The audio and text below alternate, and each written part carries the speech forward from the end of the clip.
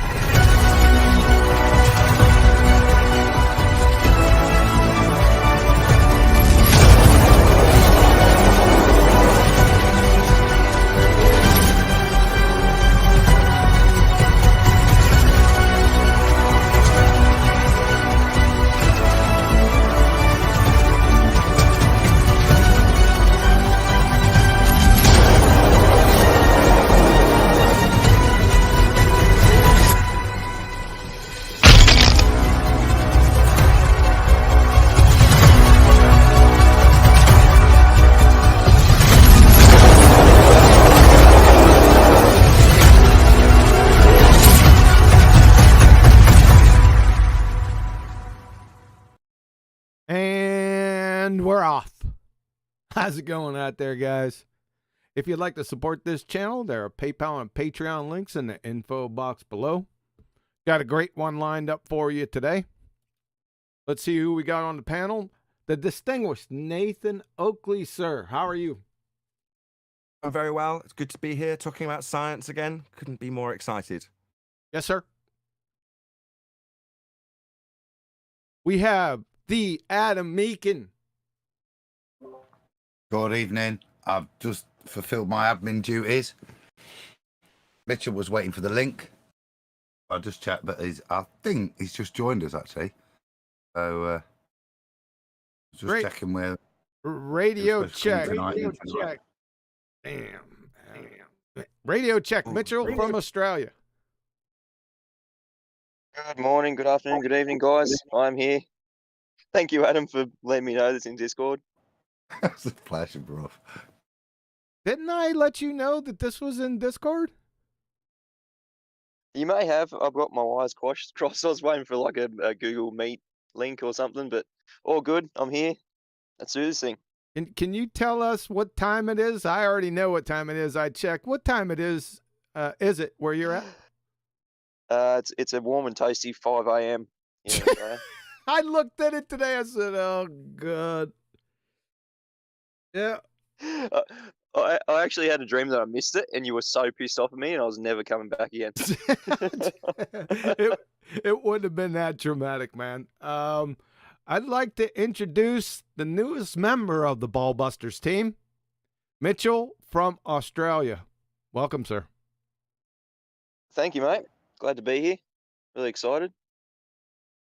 Can you tell us a little bit about yourself? Well, yeah, I'm from Australia, obviously. As per the name, Australia definitely does exist. I'm running a flat Earth school which is just the school that is around us 24/7 since the beginning of existence on my channel. Every day I'm going out doing live streams, just detailing and describing and making some observations about our beautiful flat Earth around us. That's pretty much me in a nutshell at the moment. And you're running a flat Earth school, and that's well, we'll deal with that at the end. Just the highlights of. So I'm not the school. The school is our beautiful natural world, and I'm just kind of making some observations, just getting out there, beautiful locations, showing people just real physical things in our reality, rather than kind of just sitting in front of a computer screen, showing people videos and that sort of thing. I try to get out and do demonstrations, and that's something that I would like to see personally from other YouTube channels. So that's what I'm trying to do. I try to get out, hands-on, physical things, demonstrations. That's just how I learn, and that's how a lot of people do learn, with demonstrations, seeing things. And yeah, so I'm not the teacher. I'm a student, just like everyone else, always learning in this beautiful flat Earth school around us. Like That's playing just with total sharks. nonsense. That's just nonsense. Just total modesty. So Mitchell is an excellent teacher, and his show is fantastic. So you need to subscribe. If you're listening to this, there's not been enough upbeat enthusiasm about Flat Earth School and Mitchell from Australia's channel. So correct me if I'm wrong, Mitchell. You're like basically doing this full time. You're currently self-unemployed. Therefore, this is like your thing now. This is what you've got all your focus into, and it shows. It really shows. Yeah, absolutely. There's been a massive explosion in my channel of enthusiasm just from me, anyway. Because yeah, as you say, self-unemployed, just about what's going on in the world at the moment. I've become unemployable, so I could definitely go and work, but there's things that I'm not going to lower myself to in order to make that happen. So yeah, I am doing this full time. I appreciate any support from everybody, just people turning up to view, because I am doing this full time. And yeah, as you said, John, yeah, I was playing with some sharks yesterday in the water. So that's the kind of stuff you can expect from Flat Earth School, just getting out there and seeing beautiful animals, seeing our beautiful Flat Earth School, and talking about Flat Earth and everything in it. Sweet. And I'd like to welcome Mitchell if I could. Welcome, mate. I really enjoy Flat Earth Thanks, School. Adam. As your prof. I just want to point out, Mitchell's probably new to having to a lot of listeners here, but he's been around a long time, and certainly did a good stint with the guy I respect and love so much, Paul on the Plane. You've been booking this for a while, mate, haven't you? And I think it's circumstances that have, I think, fortuitously for us all. I'm loving it of an evening. Sometimes I miss class. I think I'm allowed to skip class every now and again, but I'm loving it in the evening. It's a great show. Like I say, you just sharing with us some of the. Honestly, you can just sit there and enjoy the beautiful scenery just as you chat. It's absolutely stunning. So I wish the channel all the best, mate. And I said, just to point out, you've been at this for a while, mate, haven't you? It's not you've just been stuck on a beach from nowhere. Yeah, I've been around the block a few times, so I know the arguments inside out, and yeah, not afraid to back up what I claim. And yeah, I used to have a podcast with Paul on the Plane. It used to be called Dome Life. Just yeah, certain circumstances for both of us didn't really make it happen, just time differences and things going on. But yeah, I'm doing this full time on YouTube. Yeah, as you said, Adam. Yeah, I've been around for a while, about 4 years, I guess, in the scene, just doing different things. And yeah, I try and get out and see sunrises, animals, because there's just abundance of beauty in my local area, and I just want to share it with people, because there are a lot of people at the moment that can't go out themselves, or think they can't go out themselves and see these things. So I just want to share it with everyone and yeah, share the love around. Thanks a lot, Adam, for being there too. I appreciate your help when I need some quick maths or a bit of a a good description on something, whether it be true or not, you certainly have a way of words. Thanks a lot, Adam, for being there on most of my shows. I think, does that relate to the description of how a magnet works? I think how a compass works. I think. Absolutely. I didn't have any clue. So you could have said anything, and I would have just read it out anyway. The point I was alluding to there was actually to Nathan, who was in the chat as well. I was just saying, look, it's definitely true because I just made it up myself just now, and so it proved it was true. He is, and that's he isn't going to be able to fit his head through the friggin' Balllbusters walls to get in the room anymore. Thanks a lot, Mitchell. That's okay. I'm going to round out the plug for him. So, I'll draw Swift close to this QE if that's subtle hints to move on. It wasn't subtle enough, but there we go. So, yeah, I want to praise the type of production as well, because without anybody actually, if you're not subscribed or you're not watching Flat Earth School at the moment on the Mitchell from Australia YouTube channel, then I want to give you an idea of what to expect, because there's been some hints about sharks and things like that. So there are proper presentations done. And I've got goosebumps talking about this because I was showing it to my wife and going, check out how he's doing this. How slick is it to monitor the chat live, interact with the chat live, present something out on location live at sunrise, or like I say, along with your presentation and your interaction with the chat. And the presentation gets a full-on slideshow. In other words, Mitchell's got his iPad out there, but he's out in the open, he's in the elements, doing a full-on presentation, like concisely. The camera with it set up in such a way that there's no glare on the iPad and you can see it, and his hands steady, he's calm, he's presenting this. My hat is off to you. I'm slightly in awe. I don't think I could do what you do. I love that. I like seeing things that I think I couldn't do that. That's amazing. So my hat's off to you. Go and subscribe. Check out Mitchell from Australia's channel. Watch Flat Earth School. I'm going to schedule the Uncut and After show, by the way, Mitchell, so it doesn't overlap. So I'll push that an hour so that it's not overlapping. So typically, if you were watching Flat Earth Debate at 9 p.m. UK time, which is when Flat Earth School goes out, which is 6 a.m., something like that, sunrise in Australia. Now that'll go forward an hour, so there might be 5 or 10 minutes overlap. But either way, just so anybody knows, if you know when the Flat Earth Debate Uncut and After show was, that's when Mitchell from Australia goes live, just so you know. Appreciate that, Nathan. that little scheduling. Yeah, I was going to bring that up. I was going to say, do you want me to change my time? But yeah, if you're willing, thanks, mate. And yeah, now that makes 2 of us, Adam. Our heads are definitely not going to be able to fit through this door to get in here. No, it's not. I can't reschedule that. It's a replay of something that's gone out to members and is going out to the public for the first time at an obscure time, right? Whereas on your stream at sunrise, you've got sharks in the water. So I think it's me that should be rescheduling and not you. You get those times. I think I preserve that more than my time slot. Yeah, that's correct. Yeah. Just Thanks, to be a mate. pain in the ball. If I could jump in for a sec. Oh, chocolate. All right, bro. All right, go ahead. Good afternoon, everybody. Just want to say what's up. And what's up, Mitchell, man? What's going on, brother? You're out there doing legendary shit, bro. I love it. Awesome, Just man. doing my It's bit really- for the community. Well, yeah, bro. It's good stuff. Well, welcome him as a brother, because he is now a member of the Balllbusters team. Oh, well, what's up, brother? Welcome. I think I actually said call the brother already.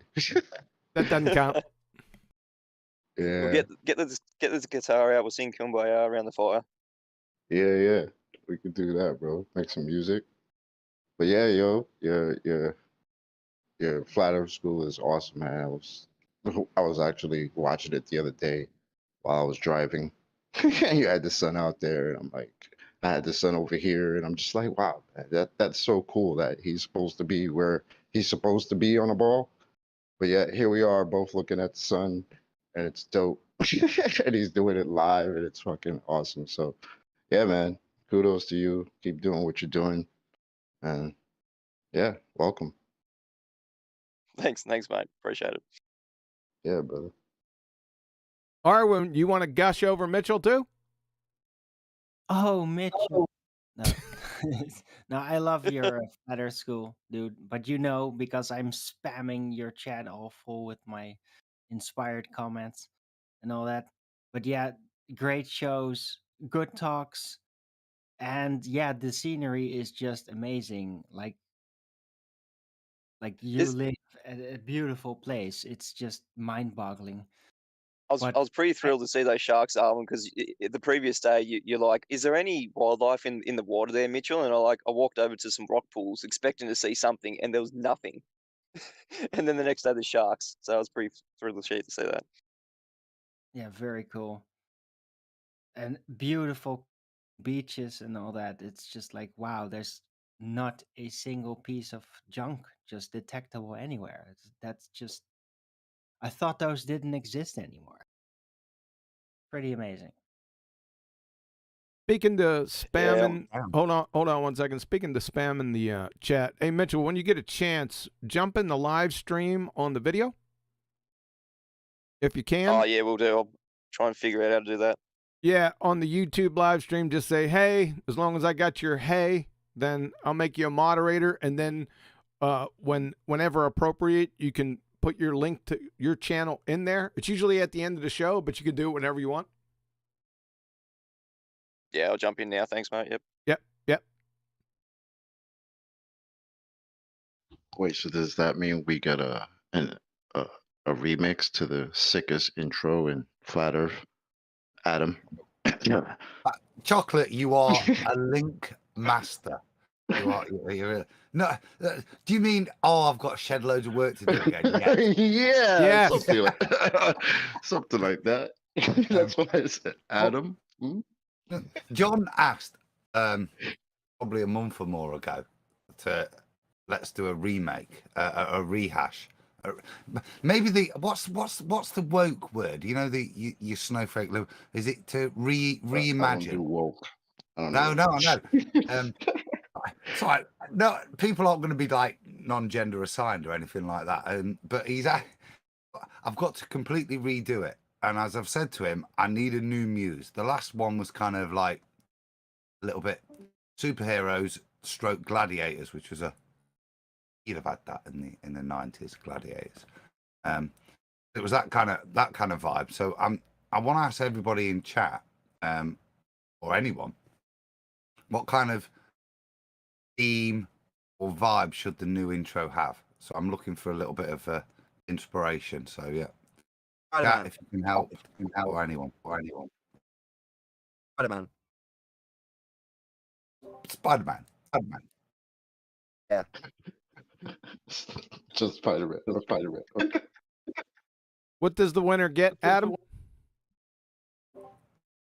Well, as I said, when I've wrote it, they can have a signed copy of my autobiography.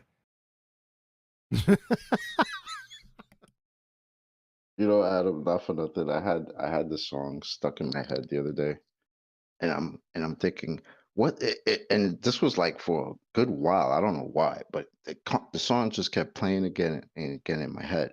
And I'm like, what the hell superhero movie am I singing in my head right now? I couldn't think of it. And then at the end, I was just like, oh shit, that's Balllbusters. I was like, damn it, Adam. Yeah. Well, that was the point of that one. It was superheroes. Yeah. Please help. Feedback, John. Nathan, you're feeding back. You ain't got feedback from me. I was on mute.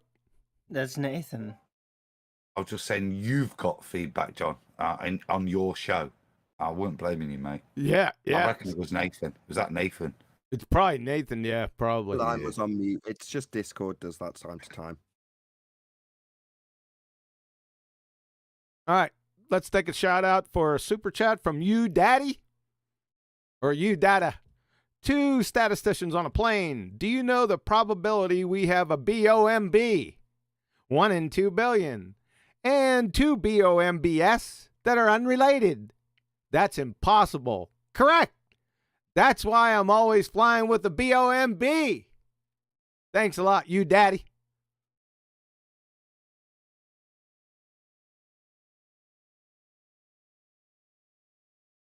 Okay. Currency is that? I have no I idea. don't recognize the symbol. What the hell does woke mean? Well, if I was to quote President Trump, everything woke turns to shit, which is probably the best way of understanding. Basically, yes. Woke is all about white noise privilege. White privilege? No, No, white it's noise. kind of, it's all that CRT nonsense, all the taking of a knee, footballers to show racial injustice to fight for it. These multi-million pound people. I'm totally confused. Fighting for racial injustice. But not really, are they? They're doing it from a, like I said, a CRT perspective. So it's more CRT? like social, critical race theory. So, you know, just because I'm white, I'm empowered in so many ways. Yeah. That I should be apologetic for it, and society should adjust its way of treating with people differently. To take that into account, that simple fact that my lack of melanin enables me in so many other ways. It's the most racist theory you'll ever hear, because basically it describes black people as inferior, which is what's great to see America Is that waking really what up. woke means? I can't quite believe my ears. Really? Yeah, basically, I think it's the Ku Klux Klan have rebanded themselves, took 20 years to get in there and convince everybody that this new way of equality, which under the skin describes people of color, whatever, it doesn't have to be black, it can be Asian. Well, this is the sticky point with it when you get to Asians and Indian Asian, yeah, because they ruin the statistics in terms of white privilege and racism of maths and things like that. But under the skin, yeah, the basic premise that's there is to imply that black people need help because they're inferior in some way. Whether that's white privilege or some other means, that's the crux of it. And if you disagree with that as a white person, you're racist. Okay. I'm sorry, QE. I know we're going to talk about science slightly in the show at some point, but you also mentioned about gender assignment when you mentioned woke. Where does that tie in then? I have no idea about any of this stuff. I don't get And your exposed to media. identity. How dare you, Nathan? Get with the times, man. This is ridiculous social constructs that you need to remember because it's more important than everything, if you believe what they say about it. I'm asking. You're not one of those Philistines, are you, that think gender's based on your chromosomes and the mix of the two, so there could only be two genders? Yeah. Apparently, that's the old and busted now. Yeah, You could woke, just say, Nathan. you know, I leave the house. You know, when you wake up, man, I leave the house. I identify as a cat. I could just do that, and I should be allowed to do that because I'm all woke, right? I've been awakened woke. from. That's being woke. It's Okay. retarded, man. It's the bro. Be glad you don't even know what the hell it is. It's when just I- And retarded. when I say- horse warmer, a lot of people start identifying with horses these days, if you believe media. To clarify with Adam, when I say that as a black Muslim Jewish woman, this is going to be highly problematic, I'm actually taking the mickey out of the woke, right? Yes. Correct. That's why Exactly. it's I mean- weird that you ask what is it when you do you play around with it. That's hilarious. That's exactly what you're doing. You're being woke. I'm not Nathan Oakley. I'm a black helicopter from like a Muslim helicopter. And that's what I want. Excuse That's what I me, don't choose call me to identify myself as today. Don't call me It's a Jewish ridiculous. Muslim We're losing helicopter. viewers. Highly problematic. Anyway, If we didn't Nonsense. respect Nathan, if we didn't respect Nathan's right to identify as a black Muslim helicopter, yeah, then we would be exceptionally prejudiced and wholly unwoke, Nathan. I understand. Well, can you stop oppressing me, black Jewish Muslim woman, or bloody helicopter? I Yeah, think I am. yeah. You I didn't think get it YouTube, right. I'd just like to apologize for my microaggressions to Nathan. And You didn't get it right. You screwed it all up. He's not a helicopter. Right on. That's chocolate. This I'm a is the helicopter. trouble. I don't even Yeah, know you're what the pronoun to airwolf, use for a Chocolate. helicopter. Again, Adam. I say I don't even know what pronoun to use for a helicopter, so I apologise. This is the Exactly the point. Exactly the point. Thanks. I do. It's Tsar. God, what are you guys like? Tsar helicopter. What's wrong with you? That's what we're talking about Airwolf, because that was the lady. I thought the pronouns would be she and Nook for a helicopter. She and Nook. Ha ha. Yeah. Okay. And then y'all. That gets an applause. Now 10th, are you listening? Now that is gold. That was high level. Hot. Yes. That was high level punnery right there. It was so high level, it went straight over my head.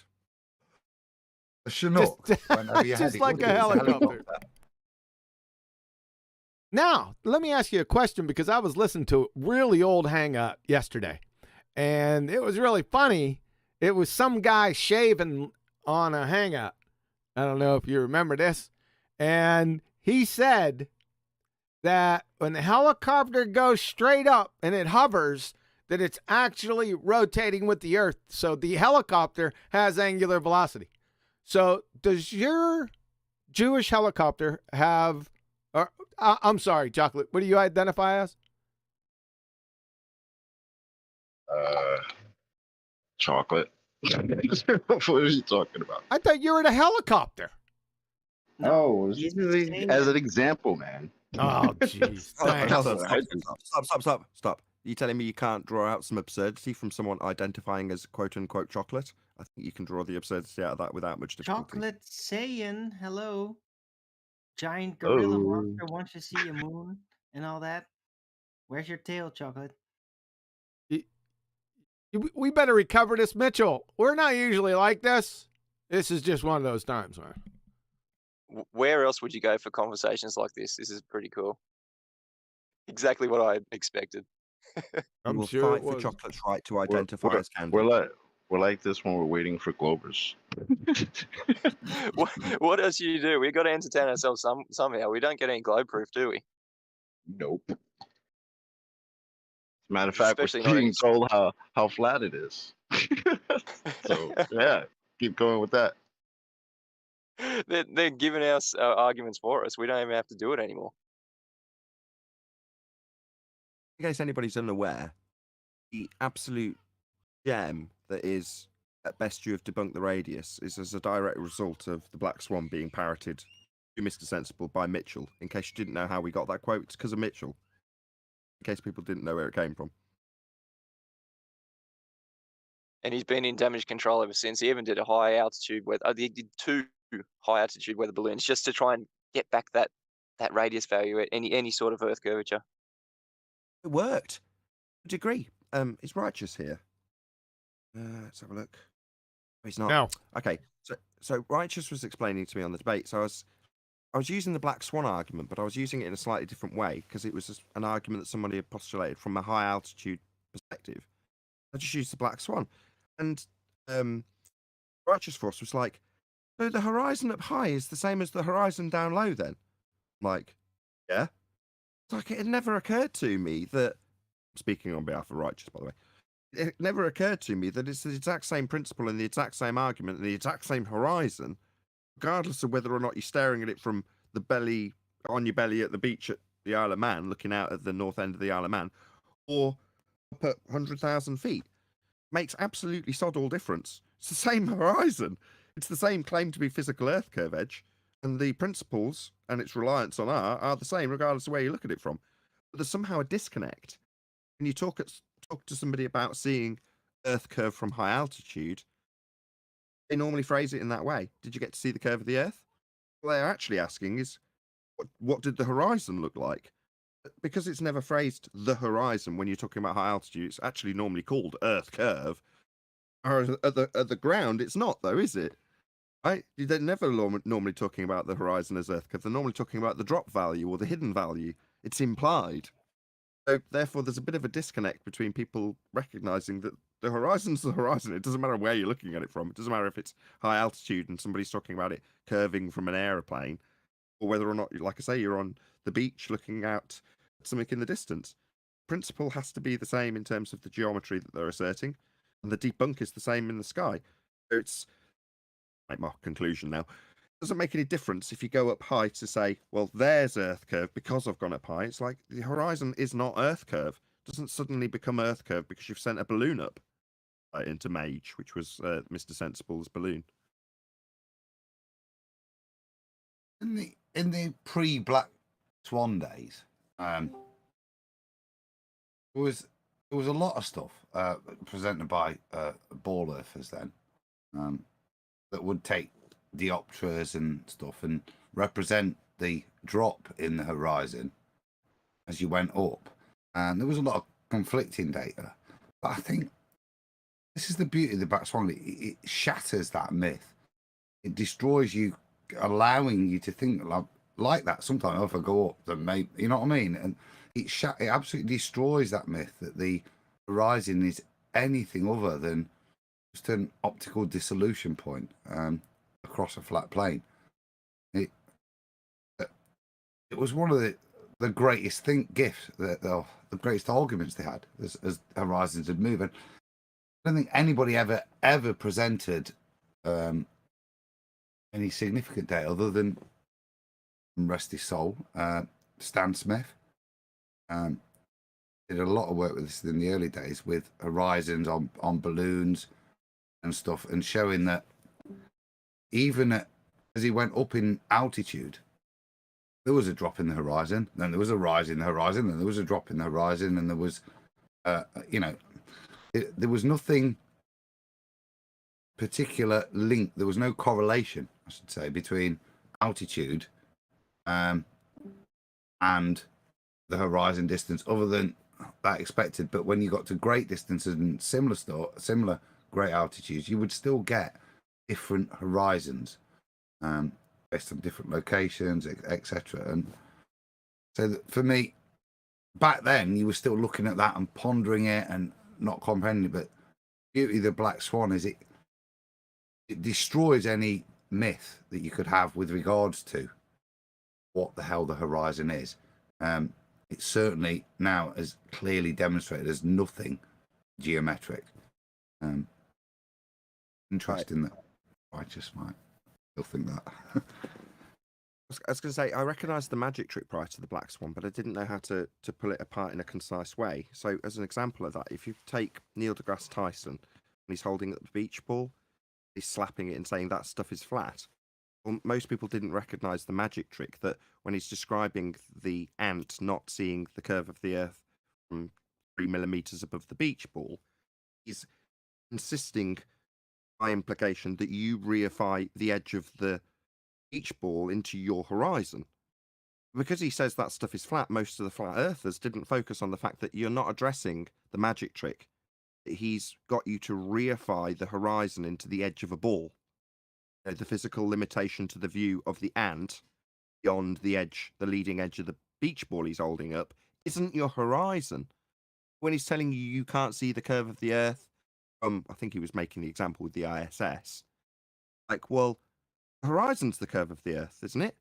You're telling us you can't see the curve of the Earth, but you're still describing it with a beach ball that has a geometric limitation to something that's a couple of millimeters above it. Therefore, your horizon's still a geometric sphere edge.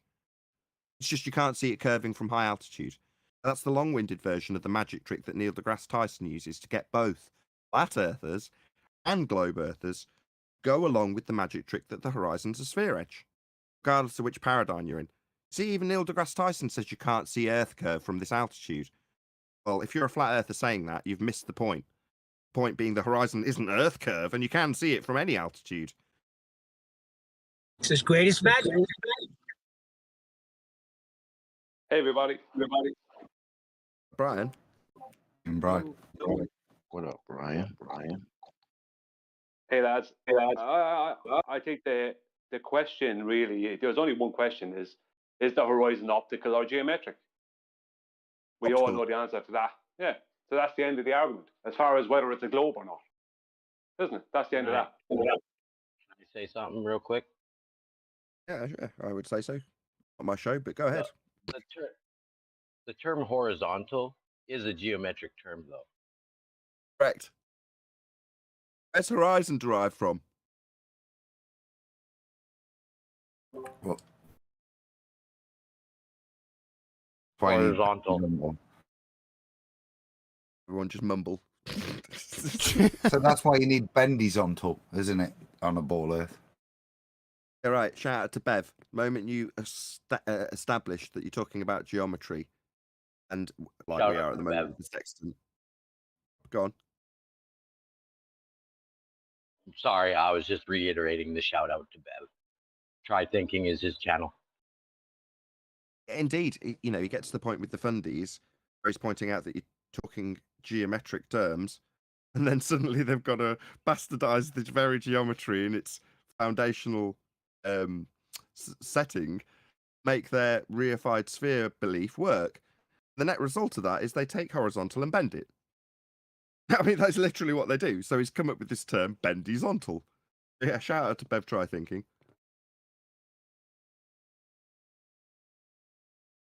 It's like what they do with a lot Why of would things. you guys They expect to try see to this redefine. geometry? Sorry. All right, one at a Sorry, time. Adam. We got Go ahead, Chocolate. Hold up. Chocolate, go ahead, and then Adam right after Chocolate. No, Adam can go. Go ahead, man. I was just making the. You wouldn't expect to see that.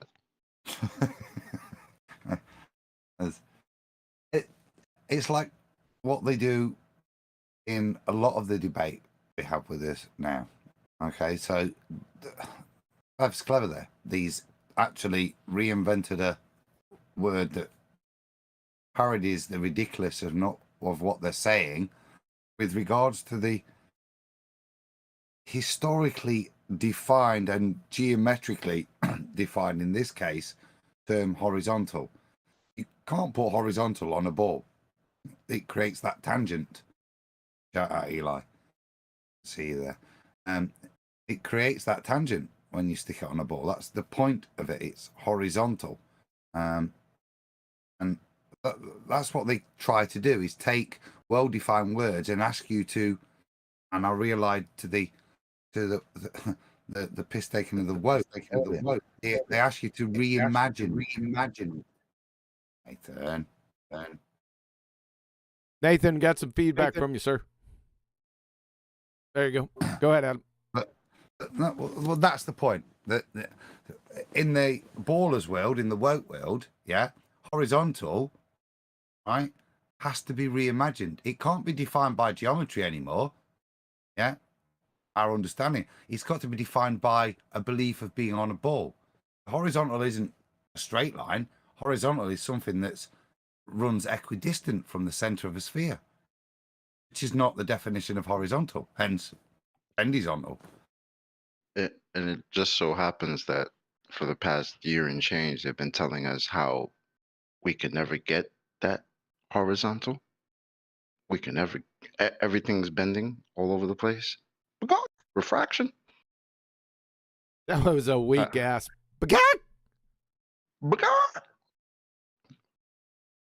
I think Like- Nathan tried to do that too this week. I thought I heard him do that. He did. Yeah. Hold on, let's not joke about this. This has come to a head in a major way. And Yes. yeah, I'm going to give credit to 10th Man for it. So 10th Man dubbed this the Year of the Sextant, 2021, Year of the Sextant. And he knew, prior to me knowing, and maybe a lot of other people watching and even on the panel, that Black Swan would tie back into this eventually because of refraction, which is to say that light that reaches your eye is deviated from straight. Now, we're talking in terms of geometric labeling when we say horizontal or horizon. Well, they're arguing that we're not achieving that in any instance ever because we have an atmosphere.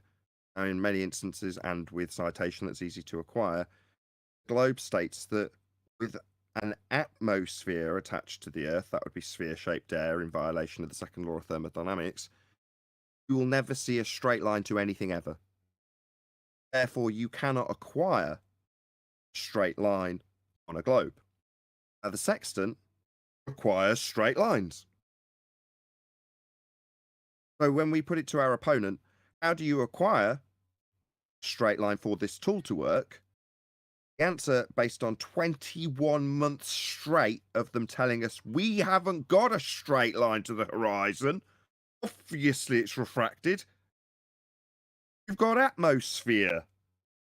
So unless you suck out all the atmosphere, no straight lines ever. What's wrong with you, flat earther? Don't you understand refraction? Then we say, as I just mentioned, where'd you get a straight line then for this tool that requires one? And the answer is they haven't, they can't, they don't, and it isn't used in that fashion. It's used on a flat earth.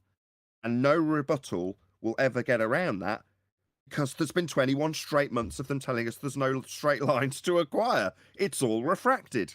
That's a major problem that is literally coming to a head now. And the straw that broke that camel's back was a cum virus, who literally was arguing for the straight lines by definition that were required to use the tool. And he was asked, how do you get a straight line to the horizon for this tool to work? He said, you just look at the horizon and know that you've got a straight line to it. Well, how do you do that on a globe, given that you've spent 21 straight months telling us it's refracted? And then his head started to hurt, as did many of the globe-believing idiots that were watching at the time. Yep. And they're coming out with some ridiculous stuff. I just seen a diagram yesterday because everyone's saying you need the 90 degrees, as Elijah would say, you need a corner pocket. And now they're making the 90-degree angle their zenith point down to them as their 90 degrees. I'm sitting there, are you guys on some type of hallucinogenic drugs? You're not the GP, baltards. That's where they're making their 90-degree. Have you seen this? Has anyone seen this? That doesn't give them 90 either. What? Where do you have this diagram? I need to see this. It's in the war room. I posted it in there. But hold on. Let me see if I can get it. I saw it. Yeah, it's ridiculous. And they're also redefining the horizon dip correction. They're also coming up with diagrams that show how that works on the globe. That's correct. They've bastardized what is essentially a height correction to get you down to the sea level if you're on a boat, or the ground level.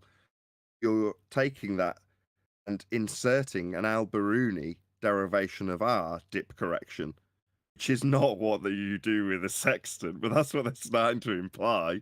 And as Quantum Racers just pointed out, they're taking 90 degrees to the zenith. Like, all right, what like Al-Biruni did after he measured the height of the mountain flat? Takes a sensible horizon to his zenith, so he's got 90 degrees to get the dip angle measurement. Well, that's fascinating. However, obviously, given that Al-Biruni's taking into account how much the horizon has dipped away based on its spherical nature and geometry, that means you haven't got a straight line anymore.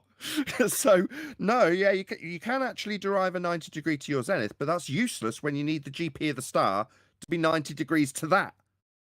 There it is. There it Uncle is. Bobby. Oh, hold on a second, Adam. There it is, Chocolate, right on live stream. Look at this.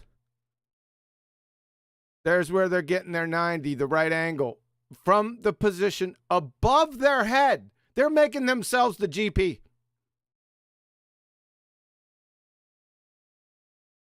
What kind of buffoonery is this? This is buffoonery on a mammoth level. This is Larry, the fantasy geodicist. See his numpty clip, by the way. It's a belly laugher. Are you a moron, sir? You're a moron. Point blank. So there you go, folks. There's his 90 degrees right above, directly above his position, out to this horizontal. And then you got two dip angles, this dip angle to the horizon, then the other dip angle. What in the world is this, sir? You clown. What? Yeah. Horizon is in the middle of the sky. Didn't you know that? Yeah. Unbelievable. There you go. Can I blow a bit of smoke? Hold on, just one sec. I just want to blow a bit of smoke at Quantum Racers' ass just for a second. Although I've given credit to 10th Man for dubbing this the Year of the Sextant, the Year of the Sextant wouldn't have happened without the Year of the Black Swan, which was 2020. Now, I'm going to just make this absolutely plain. Quantum Eraser laid this trap within the Black Swan. So, as much as it's frustrating to people in the aftermath as we make this clear, we've been saying this all along, Huey handpicked a picture that included Andy Cranes so that you, the opponent, who are idiots, would say refraction. You didn't expect it to be so juicy that you'd say it for 21 straight months. So that when it's really cemented so solidly in your anti-flat earth rhetoric that there's no straight lines. And then when we say, "How'd you get a straight line then?" What are you going to do? Like I say, Quantum Racer knew this, and embarrassing for me 2 or 3 weeks after the Black Swan came out, I had to ask, can't you just use this picture that's further horizon with no bendy cranes? And just keep saying refraction, I said, like an idiot. And the reply I got from Quantum Eraser was, that's what I want them to say. That's the end of their argument. As soon as they say refraction, their geometry dies. That's the end of their claim. I was like, oh yeah, don't I feel stupid? Well, I might have felt stupid 3 weeks into the Black Swan. But 21 months into the Black Swan, we're definitely cemented in your rebuttal now, aren't we, fundies? It's refracted, right? I'm pretty sure we didn't miss what you told us in response. So where'd you get a straight line? Oh yeah, you don't, do you? So just another shout out to Quantum Eraser. This domino effect wouldn't have happened in the first place if it wasn't for Quantum Eraser's very careful thought in terms of the argument. It was structured in such a way that this would happen. It was just, we were taking bets on when it would happen and the penny would drop that by saying refraction, you're destroying your own claim. We just didn't expect 21 months for it to be a point that we could make it with this sextant argument, where it's so glaringly obvious because in argument, as was found out by a cum virus, when you asked for a straight line, having spent 21 months telling everyone that it's refracted, you haven't got one anymore, which is a big problem if you're a Fundy Globe believer. It's so devious, isn't it? You got to be. Like I say, I felt stupid when I asked. Because when you explained it to me, no, I need them to say refraction because that is the death nail. That's the last nail in the coffin. That's the end of the argument. Yep. Because as soon as they say that by geometry, their claim is a geometric claim. There's a claim we've got geometric physical obstruction to things in the distance, and there's a drop value based on that geometry, dependent on the horizon being Earth curve. Well, that physical geometric claim goes to hell as soon as you say refracted. It's absolutely genius. Well, thank you. And it got worse, and they started asking us why in the hell would we expect to see this thing that's been blocking boats and buildings for years and years. Yeah. Just to let everyone know, just for the record, as soon as the Black Swan codified, about a microsecond later, the sextant popped into my mind, right? And I started snickering to myself. Now, I myself never use a sextant. I'm not a squid. I'm a landlubber. I was an army guy. But I understood the concept behind it. And one of those days, it was shortly after the Black Swan, we were all in a meeting, and 10th Man was in there, and I said, sextant. And I couldn't see him, but I could tell because there was silence. And then I knew it got his attention, and I knew it was the end. He was going to chew that bone until there was nothing left to it. So shout out to 10th.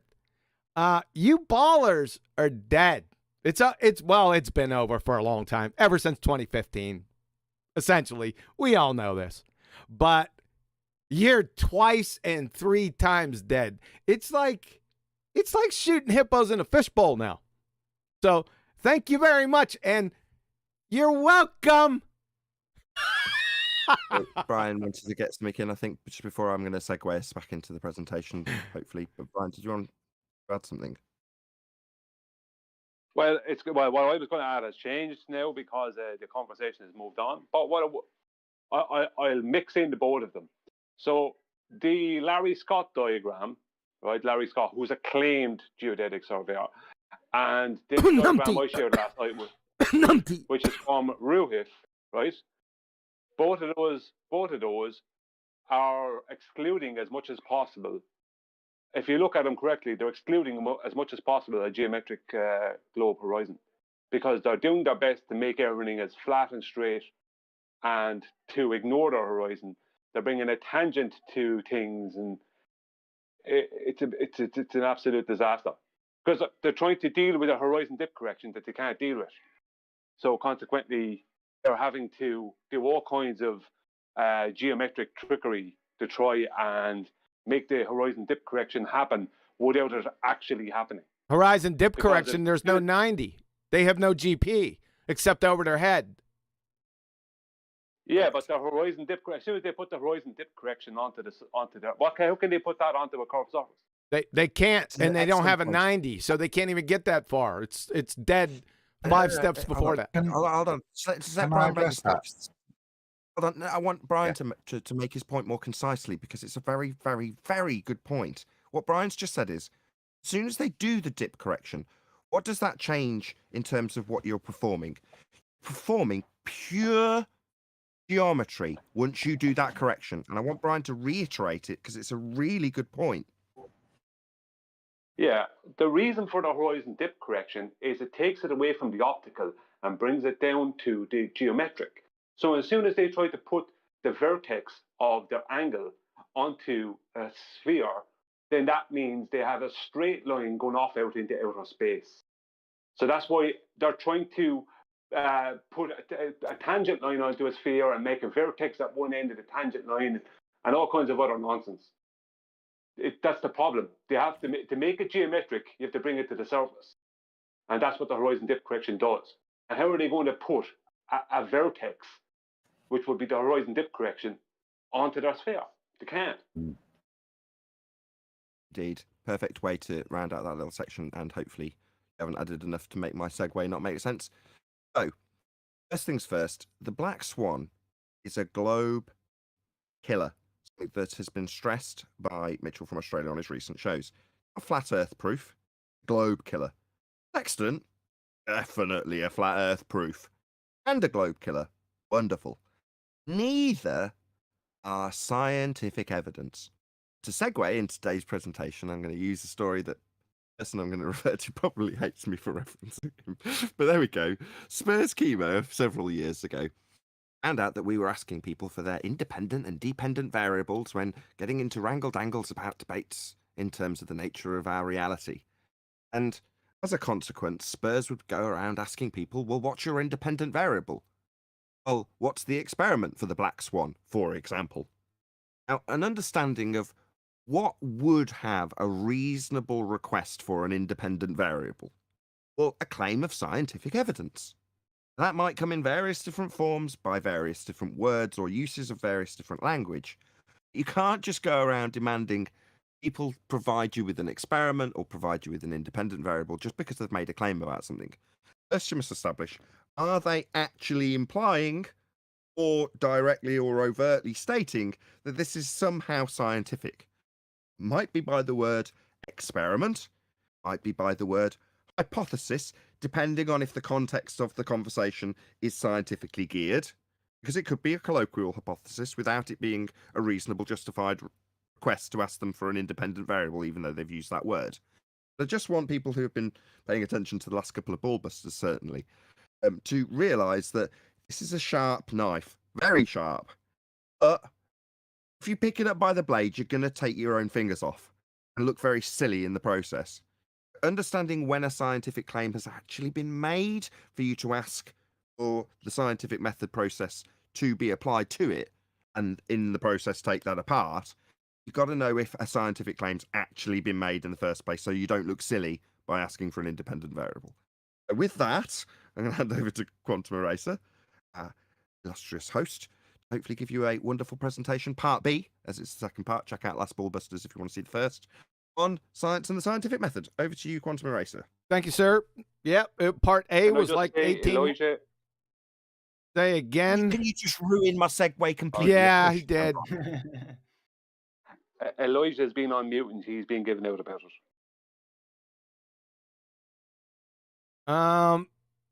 his mic was backfeeding, so that's why he's Okay, I'm just relaying it. Just relaying the message. He was just joking in Thank you. Skype. Okay, without I can edit all of that out when I publish this. So, without further ado, over to our illustrious host, Quantum Eraser, for a part B of the presentation on science and the scientific method. Like it never happened.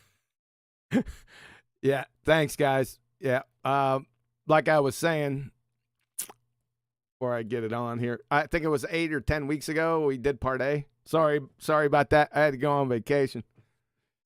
We won't get into that. We're not going to do a review. If you want to find out what we did in part A, you've heard it a number of times. If anyone's new, just hit up the science education playlist, and you're in like Flint. But what I do want to say is, and what I do want to stress, since it's my scientific method now, the scientific method distinguishes science from other forms of explanation because of its requirement of systematic experimentation. That is, without this, you don't have this. So, without experimentation, you don't have science. Period. End of story.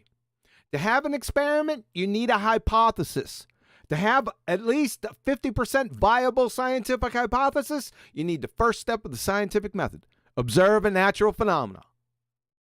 So, essentially, the scientific method, everyone's been saying that, QE's scientific method, his 4-step method, his 6-step method.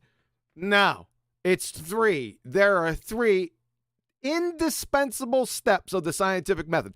All the actual science disciplines use these 3 steps, right? I don't care what else you put around them. You can put a whole bunch of flowers and gummy bears around it, but you must have natural phenomena observed. You must have the hypothesis, and you must have validated experiment. End of story. Hope everyone understands it. It's that easy. So let's talk a little bit about the first step. This is pretty important. Like I said, 50% of the hypothesis of your hypothesis comes from this first step. It's your dependent variable. So from Kristen McClellan, The Nature of Science and the Scientific Method, the first process in the scientific method, you see how it says the scientific method, and not the scientific methods or the first processes. I think ballers, you need a class in singular versus plural. That would probably help you from train wrecking yourself. But I digress. The first process in the scientific method involves the observation of a phenomena. Yeah, you must have that. That's where the dependent variable comes from. That's what leads you into discovery of cause and effect. You must have that. From the University of Rochester Physics Labs, the scientific method, here we go. They have 4 steps. I don't have 4 steps. It's 3 steps. Doesn't really matter. Number 1, observation and description of a phenomena. Got an echo here. I wonder why. Well, why you need the dependent variable. The effect. So now build your hypothesis, which you need the independent variable, but we'll get to that on another day. So, what is a natural phenomena? What is a natural observation? Turns out this is defined. From radford.edu. Naturalistic observation. Observation of behavior in a more or less natural setting without any attempt to intervene. The situation is not manipulated or controlled by the investigator, and the situation has not been initiated or created by the investigator. Why? Well, we want to have it natural, right? This is a stumbling block for a lot of people, mainly brain-dead ballers. They have a hard time with this term natural. I don't understand it. I think it's second grade self-evident, right? From Niels Bohr, no phenomena is a phenomena unless it is an observed phenomena. Well, where do we get that from? Well, that's the first step of the scientific method.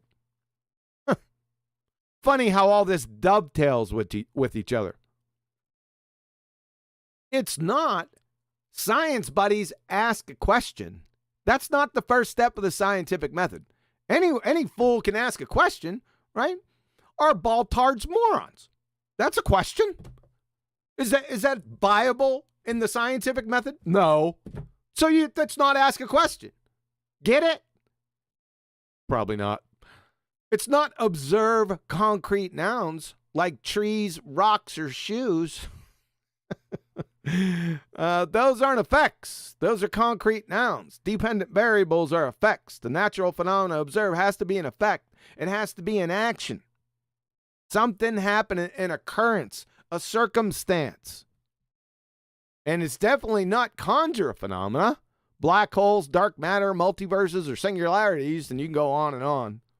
Right? You can't do that. Right? You didn't observe the natural phenomena, so it's not going to fit. You're going to come crashing down at hypothesis. But we'll get into it. We're going to get into experiment and hypothesis on another day. I want to concentrate on this because, like I said, this is a real stumbling block, mainly for brain-dead Baltards. They just don't seem to get this part. So, natural. What is that? So, from Merriam-Webster, natural, the natural world. All of the animals, plants, and other things existing in nature and not made or caused by people. I think I knew this. I didn't have to go into the definitions of this. I think I knew this when I was like, I don't know, 7, 8 years old. I could tell the difference between something natural and something synthetic or man-made or artificial. We'll get into that here in a couple minutes. There's clear delineations here. So, from Oxford Dictionaries, natural, existing in or derived from nature, not made or caused by humankind. Sounds like an echo, doesn't it? From vocabulary.com, natural, something that comes from nature rather than being made or being man-made. You see the juxtaposition. It's got nature on one side and man-made on the other. There's a clear distinction, juxtaposition, and delineation there. And that's for a reason, because they're different. From Cambridge, natural, from nature, not artificial or involving anything man-made or caused by people. This is, I don't know what else to do here. You guys tell me on how you want me to differentiate this. I don't know. It's one of those wild dows to me. Baltards, you're toast. You see, the antonym for natural is synthetic, right? Antonym meaning the opposite. So what is synthetic? From Merriam-Webster, man-made. That's what it is. Manufactured, created, or constructed by human beings. Specifically synthetic. From Nielsen, Peter, from natural, synthetic, artificial, DNA, PNA, and xeno, NA, or XNA. Listen closely. As in all scientific communication, precise language is essential for giving and receiving messages correctly. That right there is an important statement by itself. We went over why in part A. All right? Precise language. Language must be precise in science. Thus, artificial would generally mean something not found in nature, and synthetic would mean something that is man-made. To make a chemistry analogy, chemically synthesized B12 vitamin would not be considered artificial as it is chemically, analytically, and functionally indistinguishable from naturally isolated B12 vitamin. But it is not natural either. That means obtained from nature. It is synthetic. Get it? It's a darn shame that I would even have to go over this. Right? I do this as a courtesy for new flat earthers out there. So what I'm trying to say, we're going to get here into more delineation so you can see it better. That this is a slam dunk. Well, duh. Right? Even their pseudoscience priests know the difference. They don't. So they're ad hoc, feebly conjured, made-up bollocks. The only choices are natural or supernatural. Is belly laughed and pummeled into the incoherent oblivion. You see, what these numpties do is they made this plan together, right? And whenever flat earthers come within earshot, they'll bring up some object and say, is this supernatural? A baseball? Right? That's what they'll do. And they'll train wreck themselves. Because they say that there are only two choices. Supernatural and natural. Well, if it's not supernatural, then it must be natural. Right? That's I'm speechless. I don't get it. Point of order, ladies and gentlemen of the jury. Like I said, the difference between natural and synthetic can be reconciled in less than 2 friggin' seconds by any semi-coherent third grader. Not with Balllbusters. They can't do it. So now that we've identified 2 categories, natural and synthetic. Oh, by the way, artificial is underneath synthetic. All right, artificial. An ice sculpture is artificial. Something like something carved out of wood is artificial. That's the difference. It's still man-made. It's just a subcategory under synthetic. Are there any commonalities between these two? Each has one or more of the following: chemical formula or structure, charge, matter, momentum, or spin, millielectron volts, kcals, or kilojoules. You see these categories? This is what they call matter or energy. All right? Everyone's got that. The actual situation is not a dichotomy. It's a trichotomy. That's where they screw up when they hatch their plan. And then when they spring their plan on unsuspecting people who can fog a mirror, and they get jacked yard. The ballers do. The actual situation, like I said, is a trichotomy. It's natural versus synthetic versus supernatural. That is, everything that exists in our reality, can fit in these 3 categories. Anything you bring up, we can put it in one of these 3 categories. So natural, as we already went over above, all the animals, plants, and other things existing in nature and not made or caused by people. Synthetic is anything man-made.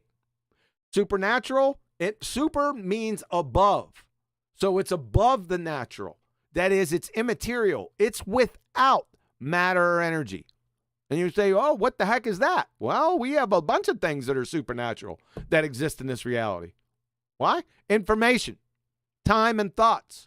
You can't give me chemical formula or structure, charge, matter, momentum, or spin, or millielectron volts, kcals, or kilojoules for any of these 3. But they exist. Follow? I thought you might. Physical and natural. That's trees, water, light, frogs, and sulfur. Man-made. Cheerios, barbecue grills, shoes, headphones, and Indy cars. I'm going to camp out right here. I always like to camp out here just to rub it in and just to stop. Maybe people have some comments that they want to share. So, floor is open. Yeah, for me, it's so important to know when to use the application of science, the method, because it is just a method. And we homeschool, so we've got 3 kids homeschooling at the moment, and they ask me constantly. They see ads on TV like for an Energizer battery for tires that claims scientifically it's been proven to be better than something else. They say, Dad, is this really science? And I say, well, what is it? What is science? Is the physical and natural world. Can you show me a natural battery or a natural tire? And that's the end of that scientific evidence. It is not scientific if it is not physical and natural.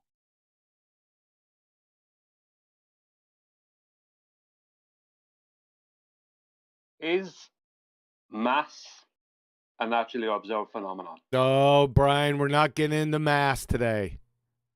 I'm just asking the question. Mass is undefined. At best, it's a concept.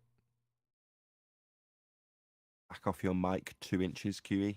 When you're getting excited, you're popping your mic.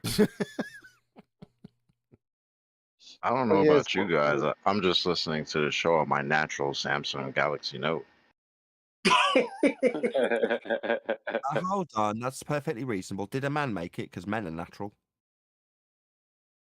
But that's how they think. Yep. A man Point made of it. this is to summarize the difference. You've got synthetic, that would be to have been made by man, and you've got natural. But you've also got supernatural, which is what we're going to get into in the next part of the presentation. But so far, I think the thing QE might be looking for, hint, hint, is are we all clear? It seems like a stupid question. Do we all understand the difference between a man making something and something being natural? Are we all good with this? Yeah, and I'm Yeah. glad that he made the that he told us that it was a false dichotomy between natural and supernatural, because it's actually synthetic being the antithesis, and that's kind of what they try to do with pseudoscience. So they'll just ask me, "So you think that fake knowledge makes sense?" And I'm like, no, but there's a such thing as false knowledge. So Well, sorry, I thought you were finished. no, yeah, that was Well, it. I think. Okay, thanks. I think the only important question for any claims coming from our opposition side is, where do I observe your dependent variable in nature? Because if they can't show you that, then they don't have a dependent variable. Not for natural science. Right, that's what What distinguishes. use is false knowledge? Confusion. Yeah. I know that if I put my hand in this glass of water, it won't make me levitate. It's good to know.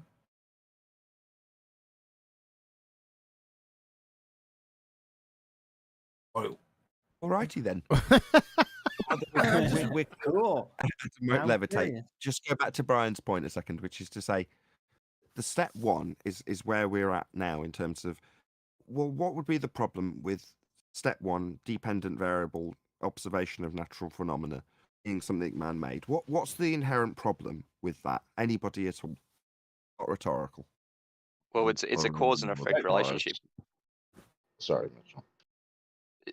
I was just detailing that it's a cause and effect relationship. So if you've got something that is man-made, you don't need to inquire what the cause is anymore. The man has made it. No scientific inquiry needed. Precisely. If you've got a man-made effect, an explosion that's been created by a man, you go, oh, I wonder what caused that. Well, a man made it. So you know the cause. You don't need to put it through the method. You already know what caused it. Yes, this is a very difficult subject for the ballers. They try to straw man this to death. You'd figure after 5 years, after me repeating the same thing over and over and over and over again, that they'd figure it out. And we're going to get into this here in a minute.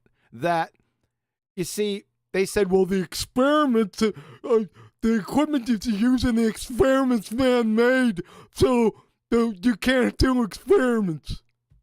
Are you freaking retarded? Ballers. That's rhetorical. We're going to get into that right now. See, the point is, and they've just went over it.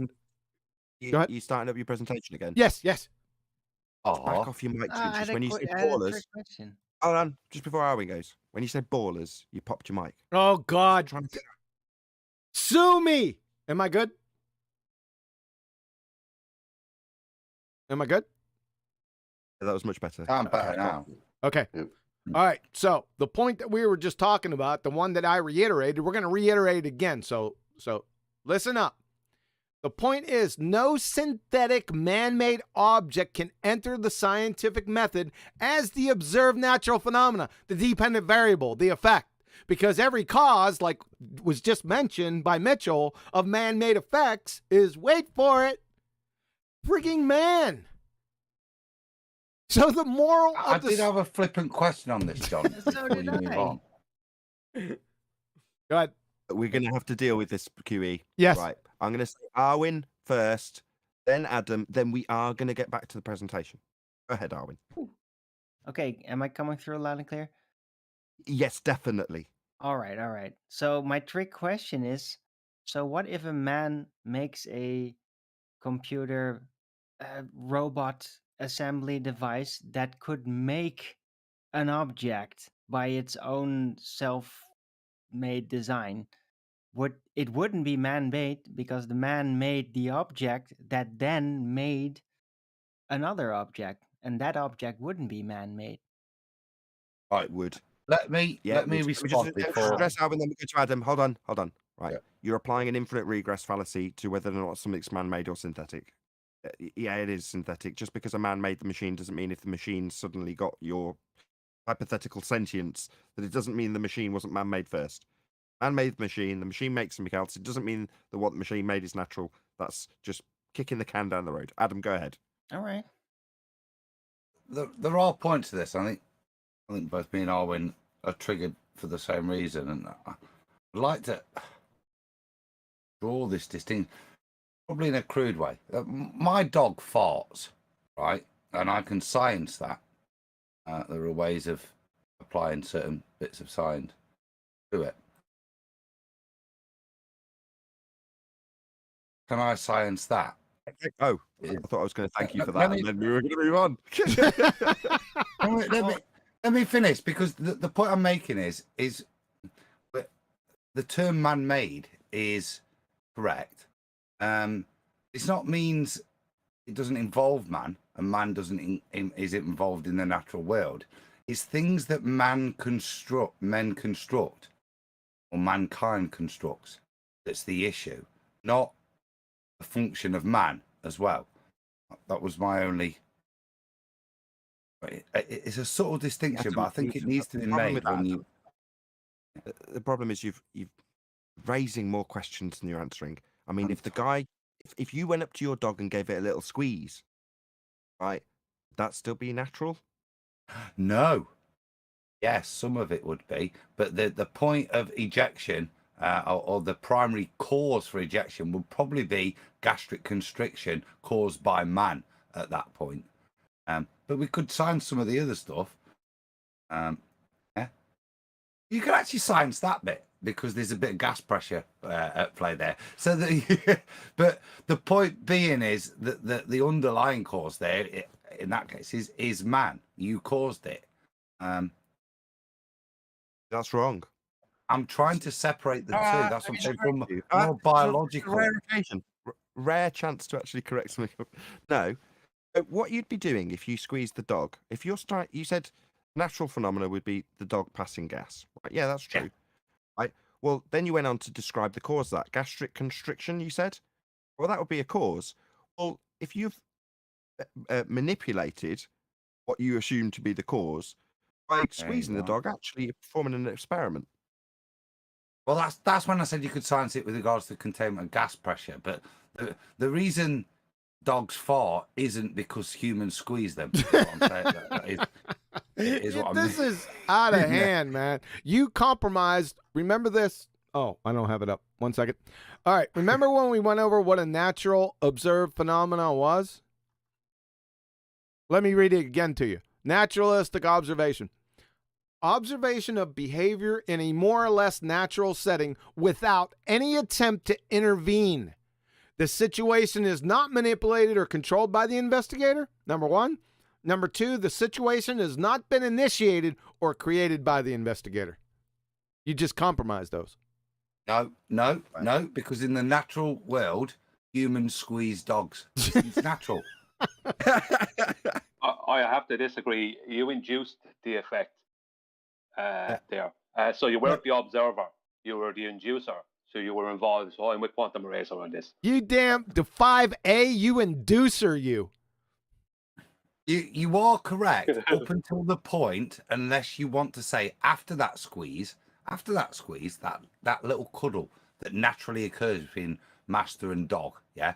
After that point, you can science what happens after that. You've applied pressure. So you can then talk about gas pressure and its containment and natural effects and the shape of the digestive system and how that affects gas flow and pressure. So you could science it after that fact, but fundamentally, it wouldn't be Well, it would be natural because, like I say, loving your dog is natural. Yeah, but dogs I- squeeze themselves Yeah, at yeah, times. but It that's- is Right, a let's stop. natural Please, Art, occurring please. behavior. Please. Right, Brian's been the voice of reason for the second time on this show. Yeah, he's right. It's not a naturally occurring phenomenon unless you've watched it occurring naturally. That's the bottom line here, and QE's defined it a moment ago. So can we dispense with the nonsense? Funny though Have it you is ever now. tried this? Have you ever seen a dog try to go through a cat, like a cat hole in a door, and they almost fit? Yeah, they will squeeze themselves. Natural phenomena of dogs getting caught in cat flaps. Okay, let's move on. I had another comment to that, but I'll just let this one go. So everyone understands. Listen, all experiments have man-made devices in them. That's what makes them experiments. Okay. The key point is that the dependent variable, the natural observed phenomena, the effect for which you're trying to find the cause for, cannot be man-made. It cannot be synthetic or artificial. Because, like Mitchell from Australia said before, you already know the cause, right? It's actually non sequitur. It's a belly laugh and non sequitur fallacy. So that's the game. I've been saying it for 5 years now. They still haven't got it. I don't know why. Well, I do know why, but we won't get into that. Number 2, physics, that is quantum mechanics, chemistry, biochemistry, genetics, and biology. Now, I did italicize chemistry and biology for a reason. They are not the natural sciences, right? They are the natural sciences, not the synthetic sciences. Sorry about that. I got sidetracked here. I wanted to stop at chemistry and biology for an important point. Much of chemistry is synthetic chemistry. Just want you to know. There's a part of it that it's natural, but there's a major part that's synthetic. So be very careful with chemistry and biology. That's all I wanted to point out here.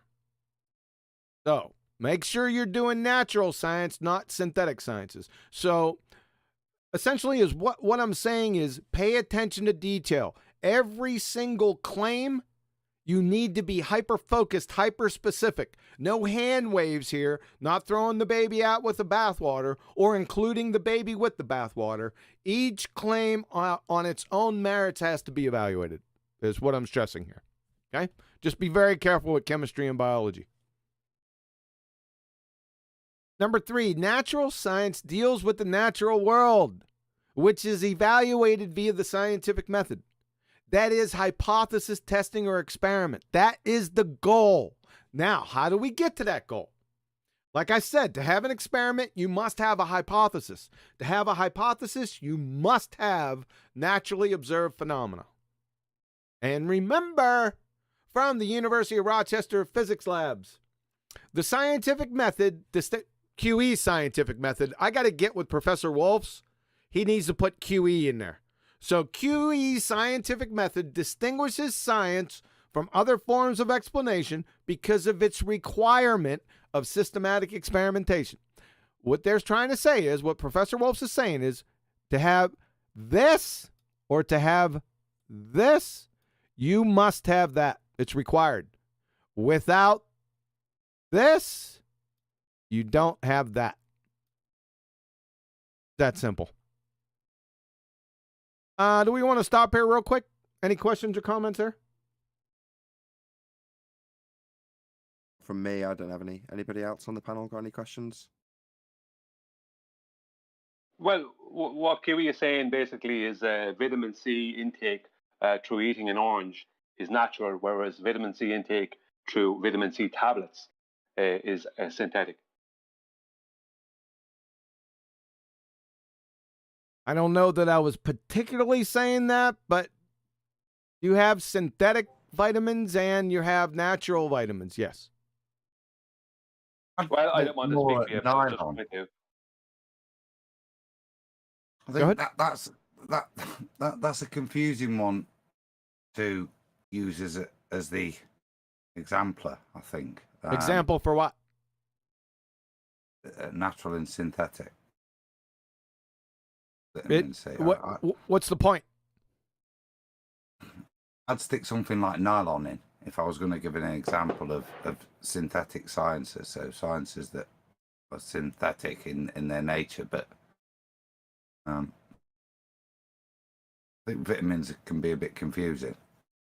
No, you have some synthetic vitamins and you have naturally occurring. I just went over that in the main identification or delineation between natural and synthetic. So that's fine. There's no confusion there. Depends on your question. We're going to get to that here in a second. Good. We'll get to it right now then. Let's keep it simple. We got a two-step algo.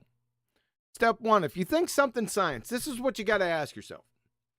Is the inquiry concerning nature or a man-made object? If it's B, then it isn't a valid scientific inquiry. You just drop it. If it's A, you continue to step two. Step two, is the inquiry cause and effect how I question or a what is question? If it's B, then it isn't a valid scientific inquiry. If it's A, then proceed to the first step of the scientific method. That's the simplest algo I can come up with. It follows, it makes sense, it's stepwise, and highly intuitive, I think. Remember, scientific hypothesis, we need that to get to the king. Experiment. You can't get to an experiment without a hypothesis because an experiment is a hypothesis test.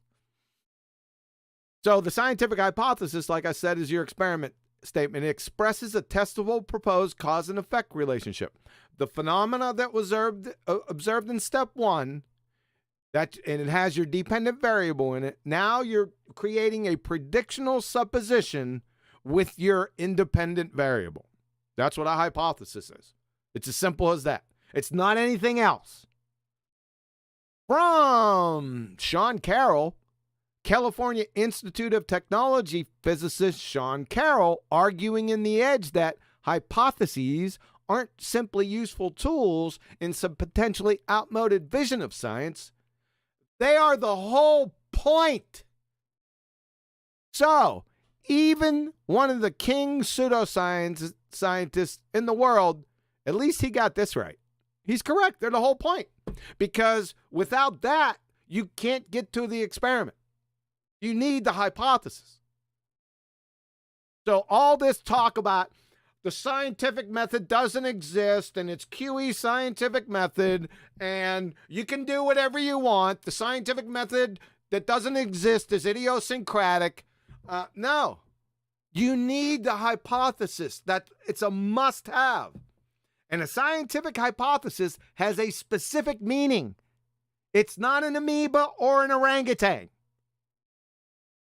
From Lowell C., Becoming a Successful Scientist. Cambridge University Press. A scientific hypothesis is based on cause and effect reasoning. A scientific hypothesis does not merely state X and Y may be related, but explains why they are related. From Drexel.edu. The scientific method is hypothesis-driven. Duh. One makes an educated guess to explain a cause and effect relationship. The educated guess part is the independent variable. It's your predictional supposition. It's not just, if I ask you what's a scientific hypothesis and you say a guess, I'm going to slap you. It's not just a guess. From Anne-Marie Helmstein, PhD Biomedical Sciences. A hypothesis is an educated guess based on observation. It's a prediction of cause and effect. You see, it has more parts to the definition than just a guess or an educated guess. If you give me just a guess, that's incomplete, therefore it's wrong. Just that simple. Scientific hypothesis again from Colorado State. Scientific hypothesis, a special kind of prediction that forecasts how the independent variable will affect the dependent variable. Too easy. From the University of North Carolina, Chapel Hill.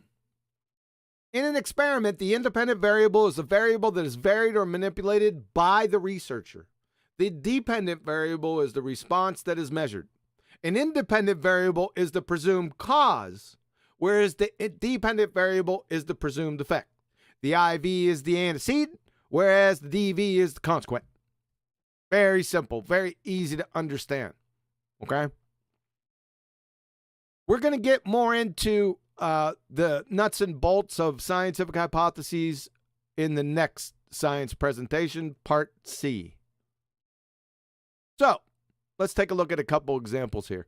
Are these valid scientific inquiries? That is, valid scientific hypotheses. These are actual ones that I heard ballers say, so I just wrote them down and put them in the presentation. So, Globe-Tard Goober number 1. We want to study whether salmon go back to the same spot they spawned from. So, remember the two-step algo. Let's apply it to this statement. Step 1 is the inquiry concerning A, nature, or B, man-made object. Remember I already said if it's B, then it isn't a valid scientific inquiry. If it's A, continue to step 2. Now, what's this talking about? Salmon. Now, do man make salmon? No. So this is a natural inquiry. It passed that first step. Step 2 is the inquiry A, cause and effect, how I question, or B, a what is question. We want to study whether salmon go back to the same spot they spawned from. This, ladies and gentlemen, is a what is question. It's B. Can't fit in the scientific method. That is not a viable scientific hypothesis. Like I said here, if it's B, then it isn't valid at all. 0. You're done. So, Globe-Tard Goober, I forget who said this. I think it was Jake on the plane, if I'm not mistaken. So, Jake, you're an empty dipshit. You'd fail 5th grade general science.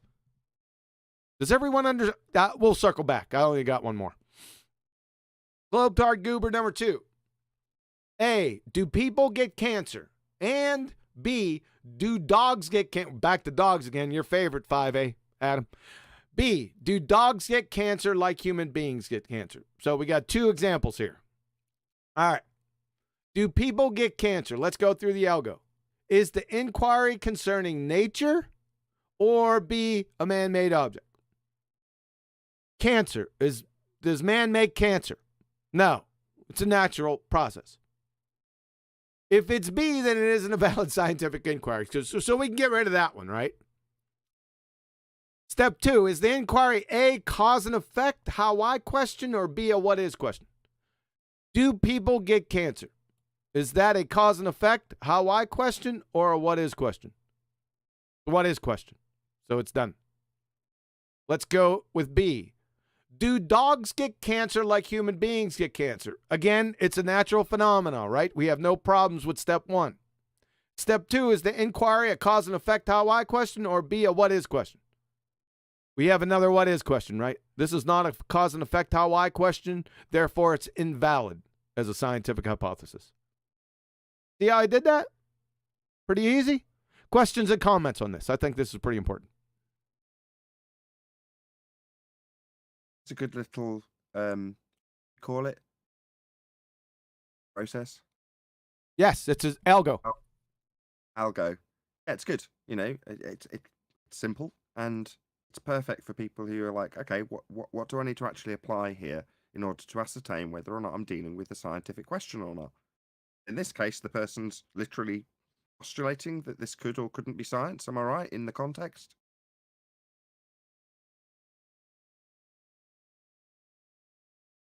Is the person actually asking Quantum Eraser? Are they saying, is this science? Or are they just postulating a question and then you're just pulling it apart for whether or not it's science?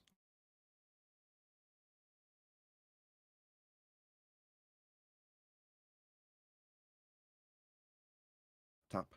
Hang on. Hello? Temporarily lost Quantum Eraser. I'll just go around the panel finding out if everyone else understands what's been I explained. can speak for him again if you want. Sorry. Yeah, go ahead. You've been the voice of reason so far, Brian. Go ahead. I wasn't listening to the last section enough, so I can't speak on it.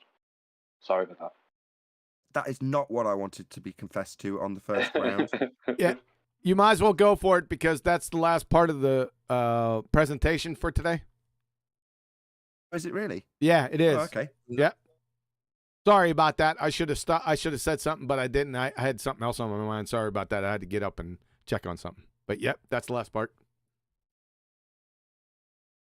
Well, in that case, I think it's only appropriate that you go down the panel taking people off mute, asking them about their opinion on things, so I don't have to. Is that what you think I should do?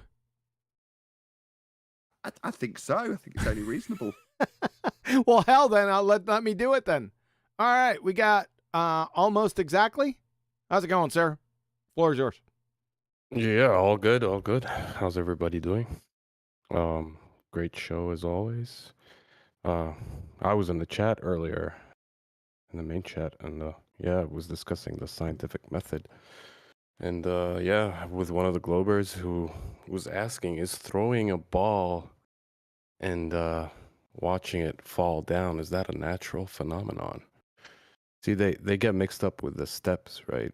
They move on to the, well, in their case, or in this case, the experiment, and then ask if it's a natural phenomenon, right?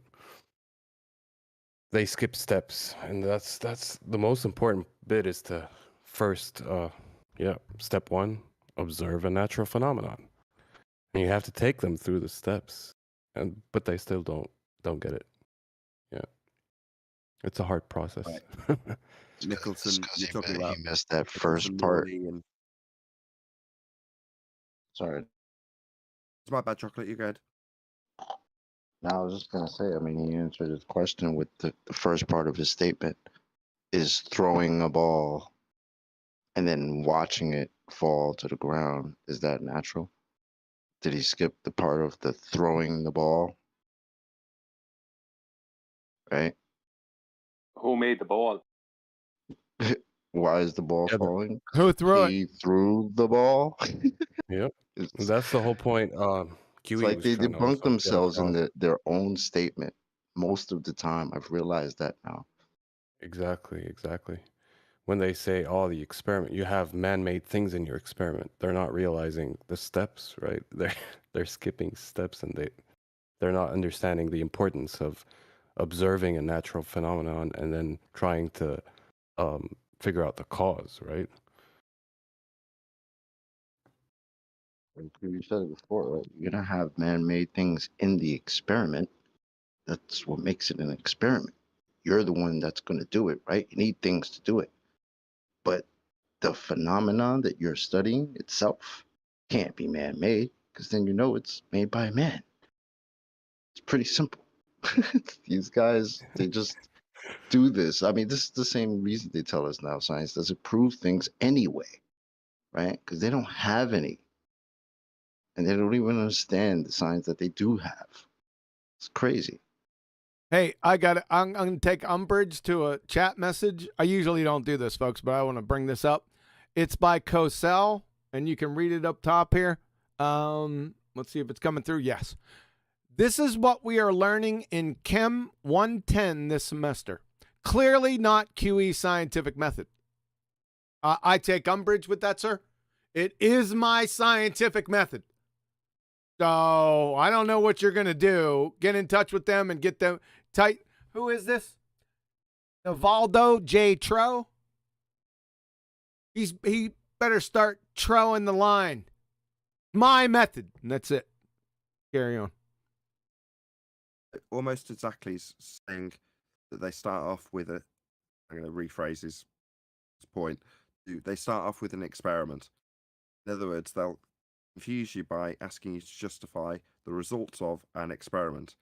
And again, you use the same moniker. What's step one?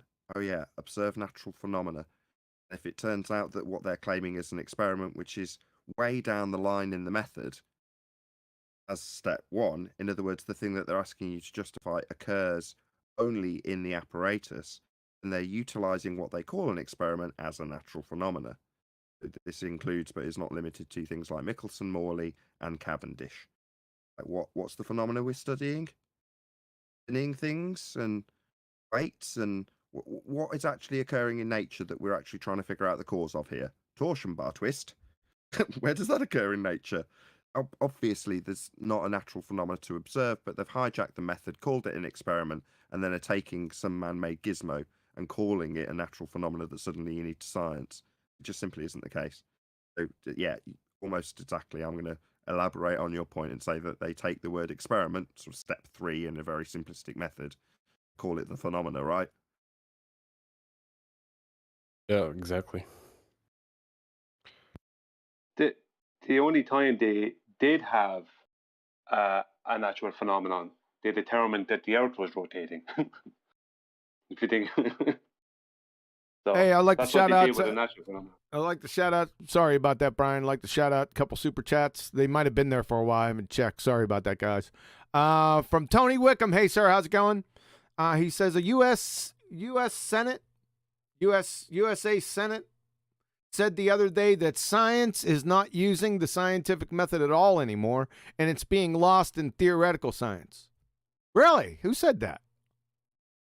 Was it some senator? I would suspect. Go ahead and message me that, man. I think I missed that one. And Vlad on the Flat Earth. Thanks, QE. What you do is much appreciated. You're very welcome, Vlad. All right. Sorry about that, Brian. Go ahead.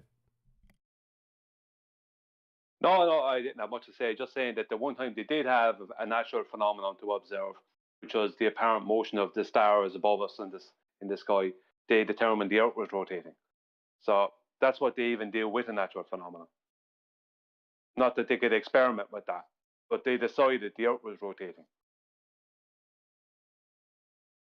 Hey, can I just add something to what basically like the super chat you just read, John? Yes, go ahead. It's funny that we go through a lot of these things with science and the scientific method because that word is being tossed around a lot now because of all the shit that's going on all over the place. I'm not going to get into it, but you know what I mean? Like, yes. Involving all that shit. So that word is being thrown around a lot. And it's just funny that we talk about this all the time. It's just interesting to hear how there are some people like that guy that got shouted out that are recognizing scientific method and how, because that's what it's being used as a weapon now. It's like, oh, we have the science, so just do this because we tell you because there's science, and then they have no science for it. It's I don't know. It's interesting. It's crazy actually how it's being weaponized right now by clowns who have no idea what science is. In the outside, we're outside of this subject, is what I'm saying. You know what I mean? So it all relates. Yep. Yes, sir. Is that all you got? Almost exactly. Any concerns, Yep. questions? No, I'm good. Arwen. Yes, sir. Yep. No. You, sir. Any insights into the scientific method? I remember back in the day, Arwen, you had a big problem with man-made stuff within the experiment. Do you remember that? I'm not calling you out. I'm just saying I just remember it. Yeah, of course. Yes. But that's because back then I didn't really understand the spirit of the scientific method, what it was about. So I had a very materialistic view on the whole process instead of understanding like what phenomenon really is all about. So yeah, it was kind of tough to swallow it as first because it's just another way of thinking. It's like philosophy speak, but very serious, very correct, and you have to be on target with everything. But I didn't fully grip it back in the day. That's true. I remember the specific example that you brought up was a thermometer. Right. Remember that? I thought that just because you use man-made devices, man-constructed devices in an experiment, Yep. that would make it illegitimate. Not understanding that that specific thing only applies to the phenomenon in question. Precisely. You got it. Yep. Exactly. Yes, sir. Yep. Cool. See, a real life. It was a real life lesson, right? For everyone. I had just briefly gone over that just a few minutes ago. That's really important. Brian.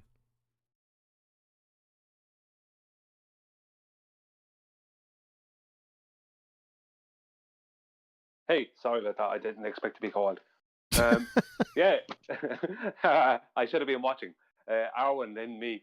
Well, it's very simple. It comes down to what's known in the scientific method as your dependent variable.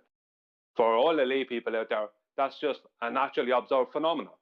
So if anyone is telling you they have an experiment, ask them for the naturally observed phenomenon that was the basis of their experiment, and ask them where you can observe it.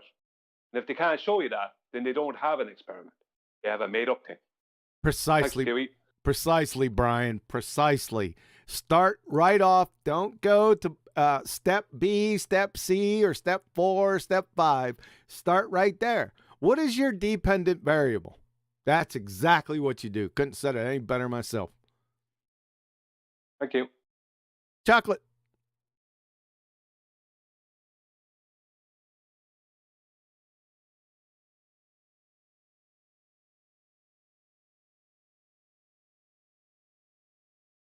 Oh, chocolate.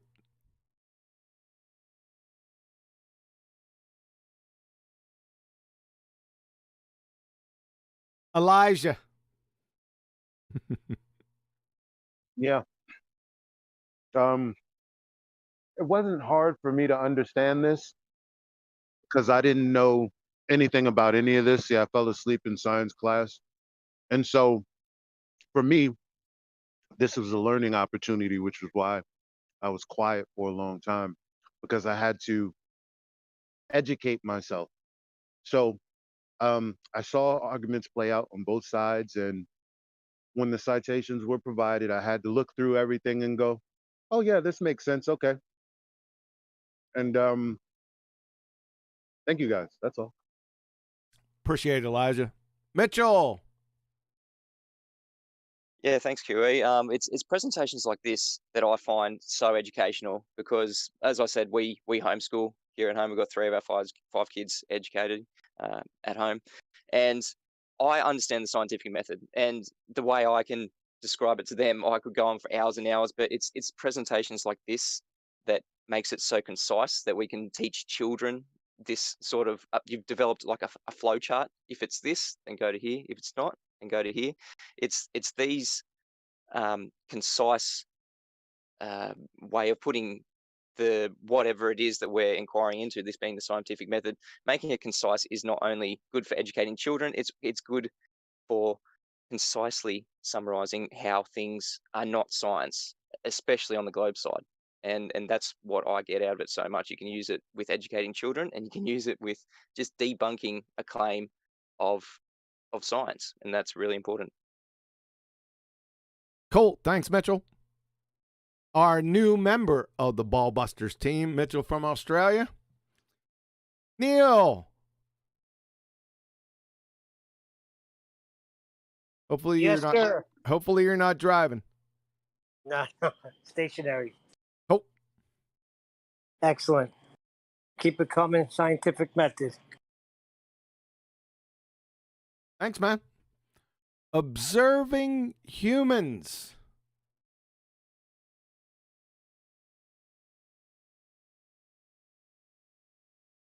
Are you observing humans right now? You talking to me? No. Observing humans. He's beneath you. That's his screen name.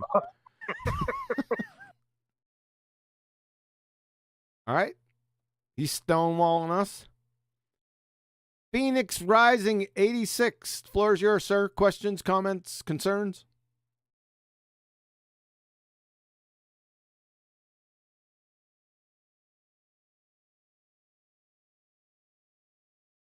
Don't be shy. Rams. Questions, comments, concerns? Yeah, I love the simplicity of the scientific method, and just how narrow it is actually what gives it its value, and it's why some of the ballers hate it so much, is because it makes what they want to do fairy tales and impossible to do within the method. So, yeah. So what you're saying is wear a sharp suit and ace 'em Yeah. with QE scientific method. Yep. QEs. That's right. Always remember that. It's mine. Thanks, Rams. Appreciate it, man. Rob, questions, comments, concerns? Whose was it before it was yours? It's always been mine. No, because you ain't always been around. Yes, the Terminator has been brought back from the future. Well, it was Feynman's before you stole it. Feynman, he doesn't know the scientific method. You got to keep up with the numpty clips. I got it. Thank you. What? What? Yeah, yeah. Hold on. Go ahead. Is that Arwin going, what? We're saying something bad about Feynman? Surely not. Yeah.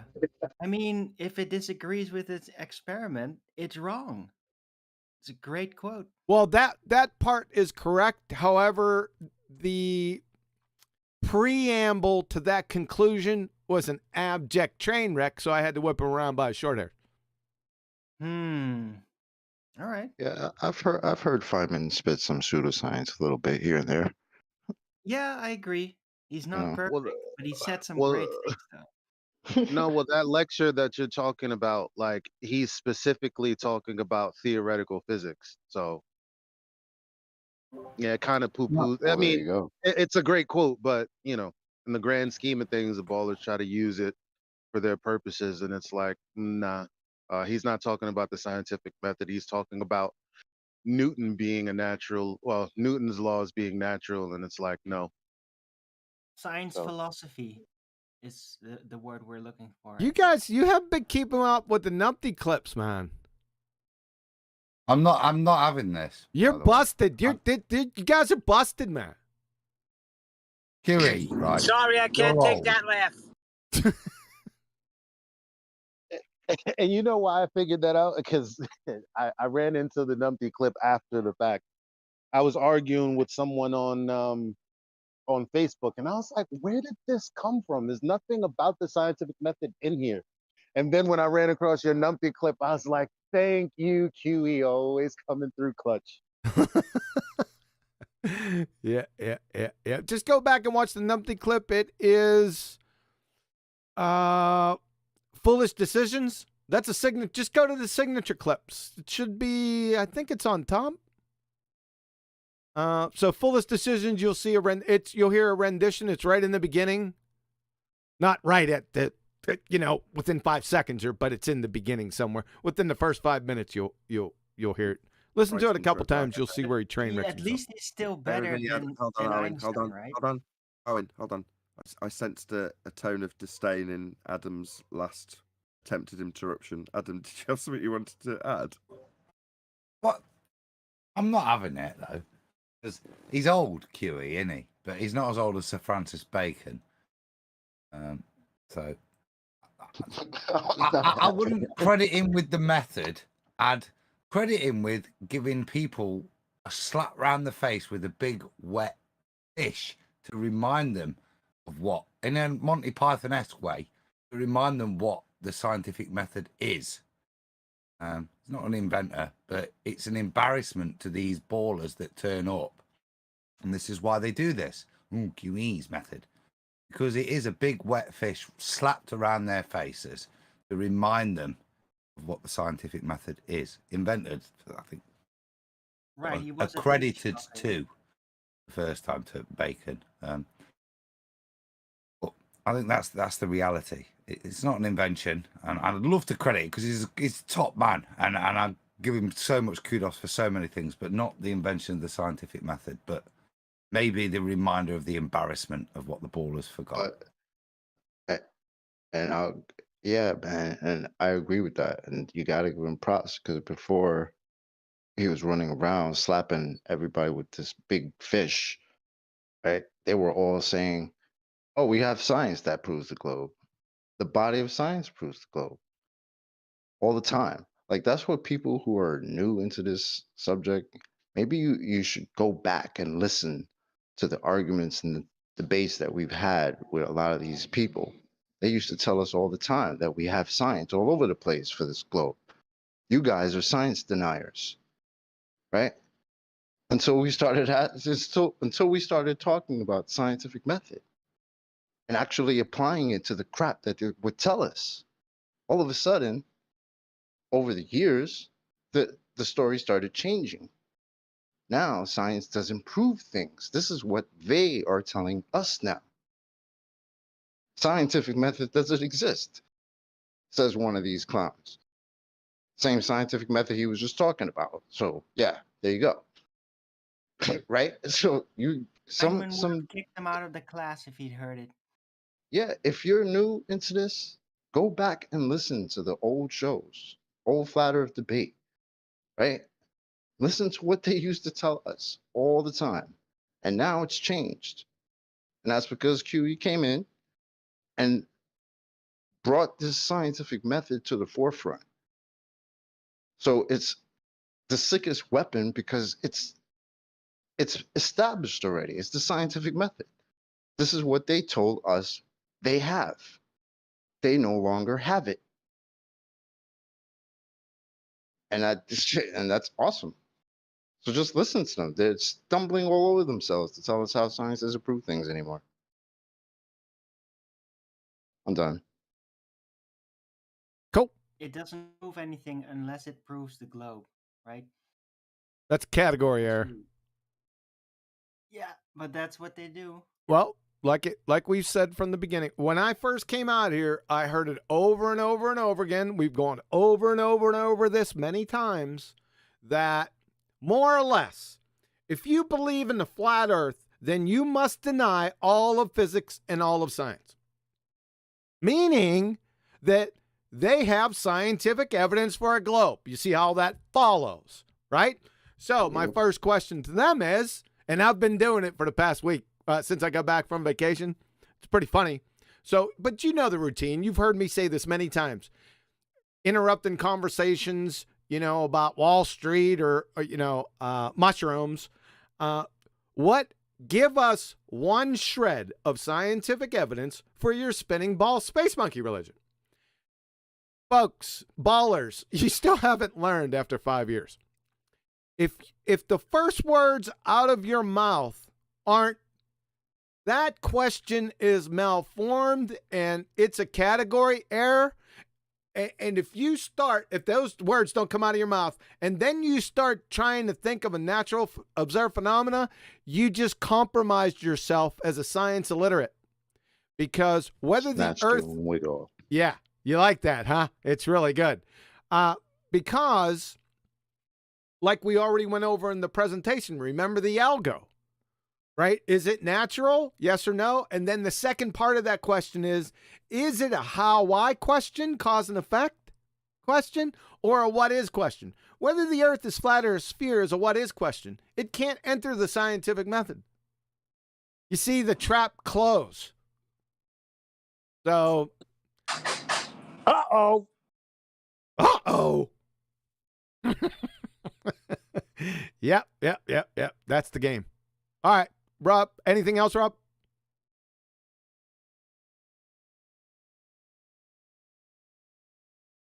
Hey, Rob stonewalling us again. I'm good. All right, thanks, Rob. We got Scrat. It's flat. Hey, listen, we haven't talked in a while. He always has great questions, doesn't he? Scrat, it's flat. Floor is yours. Hey, thanks. Well, to be honest, I don't ever remember learning this stuff in school. Maybe because I just never paid attention in school. But I actually love this because whenever when I'm debating people, when they bring up science, I say, okay, what's your observed phenomenon? And immediately, I'm not going through that. What, you're not going to pull QE stuff on me? See? I said, well, you claim science. See, you ain't going to say that louder again. What? I'm not going to. Wait, which part? I'm not going through QE stuff. See, it's mine. Well, I know that's what they've been saying. That's It's yours and Nathan's too. Yep. It's both of ours. Nathan got a little piece of the action down there. I don't want to close the door on him totally. A little. Well, I just got one question. When exactly was the scientific method actually established, or set in stone as this is the scientific? When did that happen? It was codified by Sir Francis Bacon. However, about 1,000 years before him, there was a gentleman. Damn, I can't. Names on the tip of my tongue. I'm terrible with names. It was a gentleman right around Al-Biruni's time over in that part of the world that first wrote down more or less the empirical nature of scientific investigation. I'll get you that name. Just remind me. All right. Okay. Can I give the baller answer? Go ahead. It was the well, about QE is the reincarnation of himself 1,000 years ago, so it was actually QE. Yeah, that's the correct answer. Were you talking about Socrates? Not so. No. It was. I think it was. You guys are gonna force me to go find out. John Epicurus. It wasn't Epicurus. No. Plato. Wasn't Plato. No. It wasn't a philosopher. Well, when was Bacon around? Bacon 15, if I'm not mistaken, 15, 16, 1700. I don't. I have to look it up. I can't remember. As long as swine. As long as swine. Within the timeline of him having enough primary source evidence to think he was real and things like that. Let's put it that way. Oh, I got another one. I got another super chat from Tony. Thanks, Tony. Go on, sorry, John. Yeah, just one quick super chat from Tony Wickham. Chocolate nailed it. He don't melt, this guy. There you go, Chocolate. All right. Good looking out, Tony. I don't know what you nailed because I didn't look at it. My fault. A little late on. I referenced when I referenced his super chat earlier. Oh, with the scientific method, the guy, the senator, all that. So I want to cite Chocolate. I shouted out Epicurus, and there's a reason for me. It comes from Wikipedia. There's a couple of quotes that I think. It's Al Hazen. Who? Like Al-Biruni, Al Hazen. Hands up, who's never ever heard of that name before? Sounds like a 60s country and western singer to me. I didn't even get to look it up when I was typing the scientific method in. I remembered his name that came back to me. So Al Hazen, 1 second. I don't think that's his correct name. I call him Hazen. Hold on a second. Are you sure it's not Al Hazan? Yeah. Oh, jeez. Okay, that sounds more familiar. Oh, that did it for you. So I'm lying. Yeah, not at all. Yeah, Al, like he said, Al Hazin. Yeah, that's the name. So if you guys want to look it up, it's like Al Bubby Biruni. This one is Al Hazen. Let me spell it for you. Correct. Hold on a second. Let me check. How is he? What year we got on Is that? he British? Hold on. How is How'd you say it? Al Hazen? How'd you say it? Just go Al Hazen. Al Hazan. How is he linked to the scientific method? How is he credited for it? He was the first one to put down in writing more or less the steps of the scientific method. Yeah. It's Ibn al-Hithan. Al Hazen is the. Now I'm Ibn confused. al-Hithan. What's Bacon got to do with it then? Bacon codified it into what we know today as a scientific method. Everything is done by the Elizabethans in Hold history. on. He whatified it? Codified it. Made it official. Don't know what codified means. What's codified mean? Put it a into... little bit like.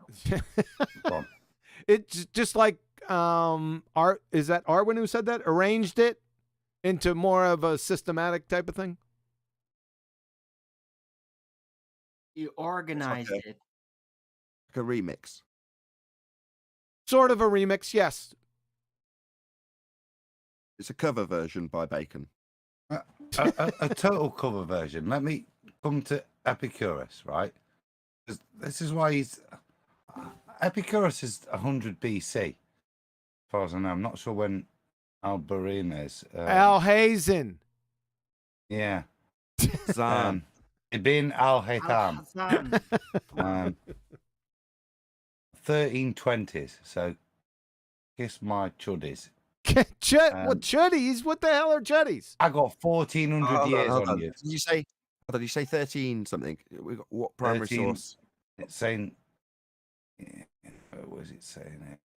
It's 13. What primary sources have we 850. got? 8801. 801. Oh, even better. So what primary sources have we got for Al Hassan? There's definitely primary sources for him. I can't give them to you right now, but there definitely is. See how QE popped the mic then with his enthusiasm. Oh, definitely primary sources. Sorry, popping the mic. Oh yeah. Oh yeah. Go on then. What are they? It's Middle Ages anyway. This anyway, Epicurus. These are the bit I just want to.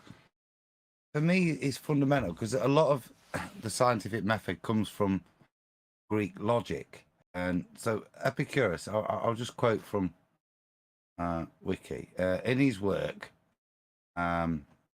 Epicurus laid out the first rule for inquiry in physics: that the first concepts be seen, and that they not require demonstration.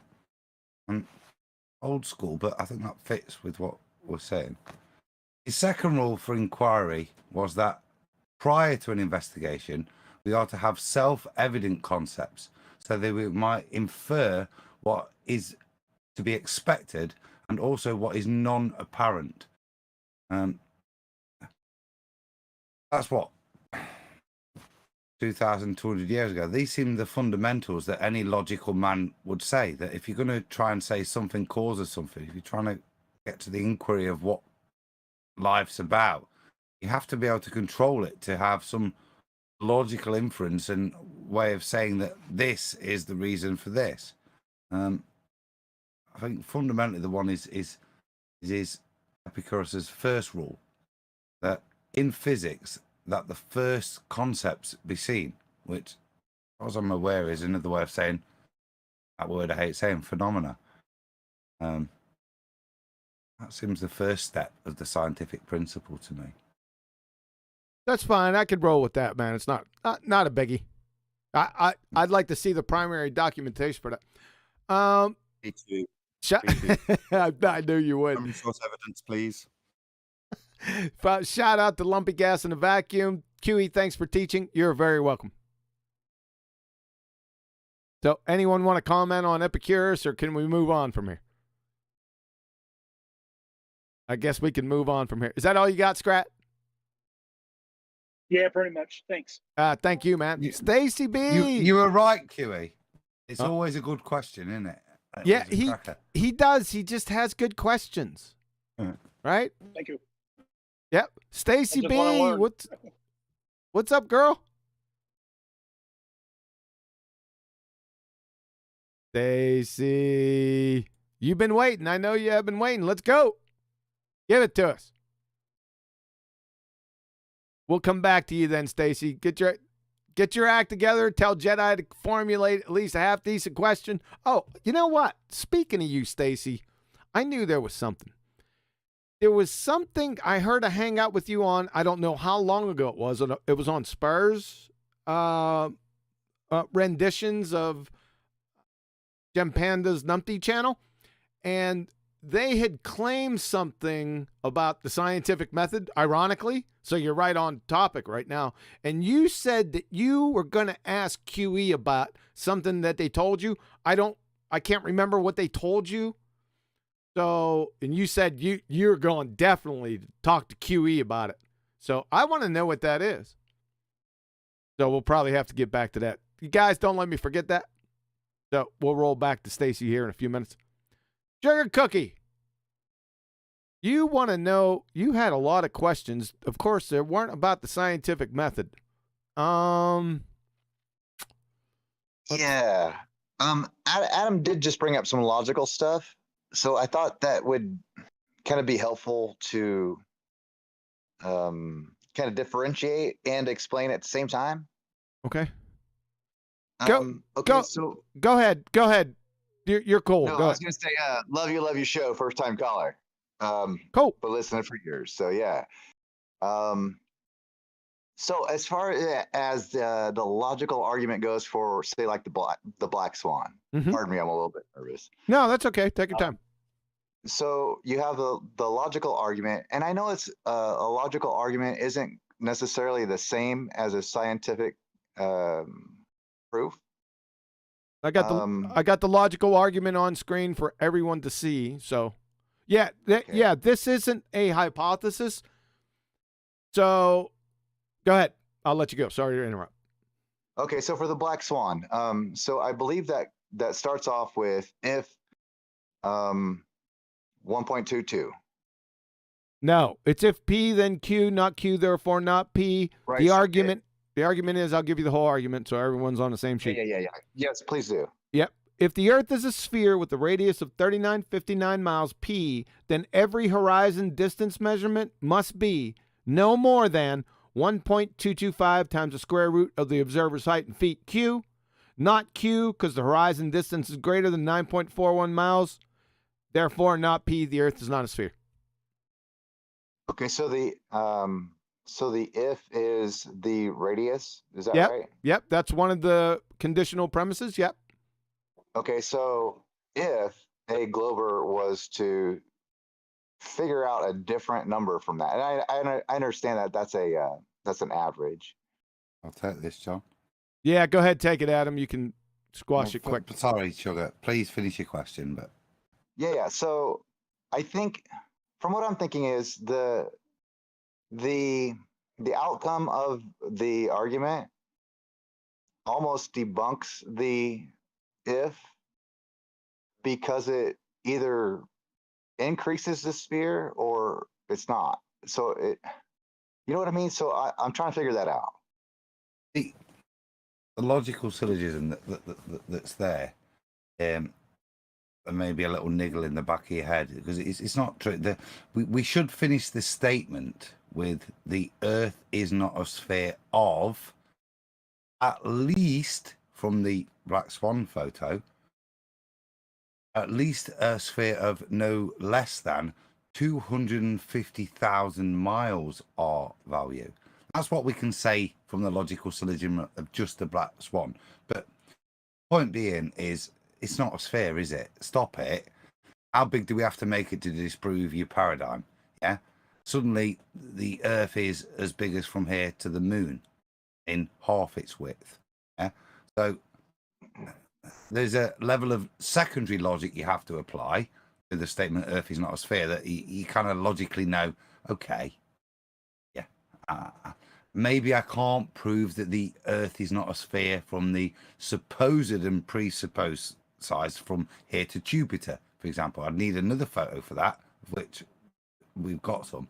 But I think within that, but the logic is it absolutely destroys the geometry of the presupposed bit, and that's the first part. Yeah, if P, and that's not our statement, that's their statement. If the Earth, well, we're saying if the Earth, but all of us are saying the Earth is a ball of 3959. That's a positive statement from them that we can work forward from logically, and that's when the Black Swan kicks in, because we don't have to accept 3959, but they preach it. Right. There is a further primary logical inference that's tucked away in that load of Solon's, because it's just specifically detailing a horizon distance measurement. Now, although these words aren't wrapped up in Dewey's statement specifically, what is the horizon? Well, the horizon in the globe paradigm detailed with the radius value 3959, horizon's Earth curve. The further logical implication after the black swan has been demonstrated with the imagery is that the horizon is not Earth curve.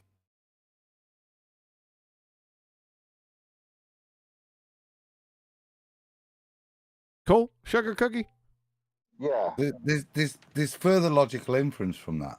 If it's not Earth curve, then the only logical inference for Earth, a horizon, as we see it, is that it's a creation of perspective and optical dissolution, or the point you can no longer resolve anything on a flat plane. I understand. And the last sentence was the most important one. I'm sorry. The logical influence refers to that all of that can apply perspective, and the way we understand it, and every other function that we observe optically is on a flat plane. No other way to logically infer anything. If you want to put a positive statement about what the shape of the Earth is, the nature, and logically you can state that because we understand perspective and how it works on flat planes, and when we observe stuff, it fits and matches perspective on a flat plane. Sure. Yeah, that's definitely above and beyond what the statement is, though, right? Well, that's application of logic, yeah. But that's just modus tollens with regards to destroying the positive statement from ballers that we live on a ball of radius 3959. Okay. Is correct, though. It is I working outside the parameters, Sugar, of the modus tollens, and that is explicitly stated by Quantum Eraser. It's a globe killer. However, it is not in any way unreasonable to take the next logical inference from that, which is that the Earth must be flat, based on what we know about perspective, which is what I'm just reiterating Adam's point that he said was the most important point. But yeah, it's not unreasonable to take that next logical inference. But you are correct. Within modus tollens, the black swan modus tollens, Earthosphere radius 3959, every horizon distant measurement can be no more than 1.2 times the square root of the Earth's height in feet, and the black swan shows beyond all certitude that it's beyond those geometric limitations. Therefore, the Earth is not a sphere of radius 3959, and the horizon is not Earth curve. I hope that's the most concise summary of that argument to make it make a bit more sense in that regard. Hope that helps. Yeah, it does. I'm just trying to. I have another question, but I appreciate that. Thank you. No, go ahead. If you've got another question, feel free. Yeah, go ahead. You got a question concerning Black Swan, Sextant, and Alice and Bob, my favorite. Go ahead with the Sextant. Yeah. Okay, so I think okay, so the sextant. So I don't know how to compare the two from going from Black Swan to the year of the sextant from 10th Man. What is there a logical statement in the sextant argument, or is it a scientific one? I'm just trying to figure out how to wrap my mind around that. It's a measurement. Yeah, it's you a can't geometric use it. assertion. Oh, hold on a second. Want to let Nathan go ahead and take this one? It's. I'm going to lean on Brian's point in this regard. Once you've made a dip correction, making a purely geometric assertion, the tool deals with straight lines. Okay. Well, what's the rebuttal to the black swan? We don't have a geometric horizon. Why would you expect to see physical geometry? The horizon's not the geometric horizon, etc., etc. It's refracted. Right. All of those things fly in the face of how the sextant works and operates, taking a geometric measurement of a straight line. They don't have on a sphere anymore, because their response to the black swan is what? Well, it's a bent line, refracted. Don't have any straight lines. We've got atmosphere. We wouldn't expect to see the geometric horizon. Well, it's a geometric tool. End of their discussion, because what are they going to say? Oh yeah, we get a straight line by just looking at the horizon and knowing it's flat. That was the last response we got. We all laughed because, well, no, you've just told us for 21 straight months that it's refracted. Unfortunately for you, you don't have a straight line. Precisely what the sextant uses. So does that? I think the problem that I run into is with the sextant question is spherical geometry, and where it goes back to geometry where you can't have angles without straight lines, and that goes back in. I mean, I don't know, it's kind of a weird play on words, but it's a circular, to me, it kind of goes in a circular argument anyway, back to, well, I don't know where the dip correction comes from. I don't know how you factor in refraction on the sextant thing, and then all of the math that goes along with finding that GP with above or below the equator based on where you are on the prime meridian and the latitude you're at. So I think for me, it's kind of hard to figure out. That's why I don't know if there's a modus tollens set for the sextant like there is for the black swan. I'll give you a modus tollens at dip horizon. If dip horizon, I don't know. I'm sorry. That's another question I had was I don't know what dip correction is. That doesn't make sense to me either. Okay, let me try and field this before Adam does. Then, Adam, you go next. So, dip correction when you're talking about a sextant is merely a height correction. So, because you're going to be measuring pure geometry, and the line that you're going to be measuring is the line along the ground to where the star is above the ground. So you've got a straight line from you to that position below the star. That is what you're going to be utilizing. And that is a purely geometric measurement. Now, in order for that to make sense, the angle must be from the flat ground and not somewhere in midair. Therefore, you correct how high you are above the deck. So if you're up the top of a mast with your sextant for whatever reason, and you've got to correct for that and say, well, I'll adjust this measurement so that my angle isn't off because it should be taken from the ground. So there's a correction to put the measurement back on the ground to make it geometric again, that you are no longer dealing with optics, but only dealing with the geometry. That's what the dip correction with a sextant is utilizing, just a correction for height. However, we'll let you go in a minute, Adam, I promise. On a globe, we've got a dip measurement that's made by Al-Biruni when you take a 90 degree to your position.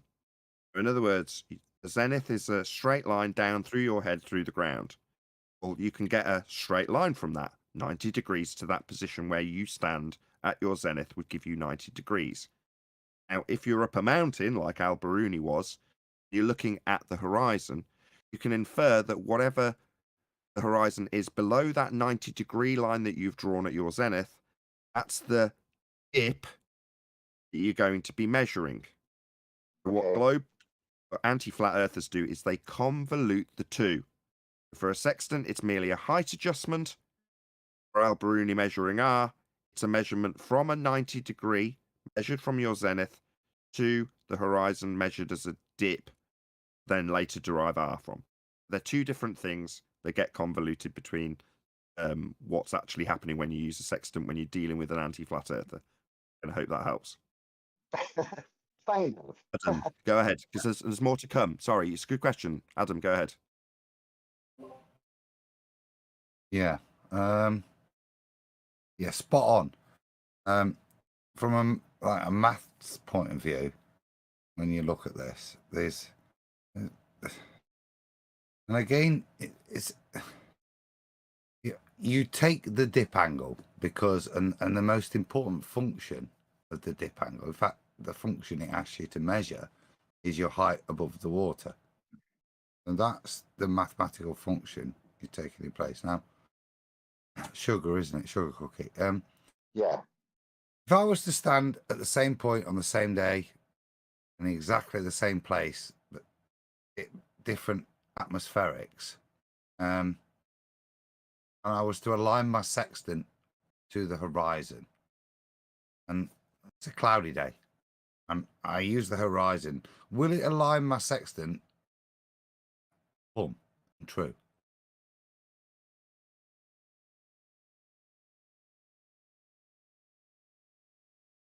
Sorry, it sounds like you're cutting out. It was a question. Sorry. On a cloudy day, if I use my sextant and I've got a reduced horizon, will that horizon still be level and true and plumb square to where I am? Can I use the sextant on that day? Does that matter? Yeah, you can. It does. It works. And if it's a clear day, and I can actually, from my perspective, see further, and I align to the horizon there with my sextant, will that be plumb and true? You're still looking at the horizon either way, right? Or suddenly I can see a lot further. So the point I'm aligning to create plumb and true is a different image, we say, but it still aligns plumb and true. It still creates a zenith between me and the horizon, and this in the sextant it creates a 90 degrees to the plane. Yeah. Sure. So the point of the horizon then isn't a physical location we're aligning with to create plumb and true.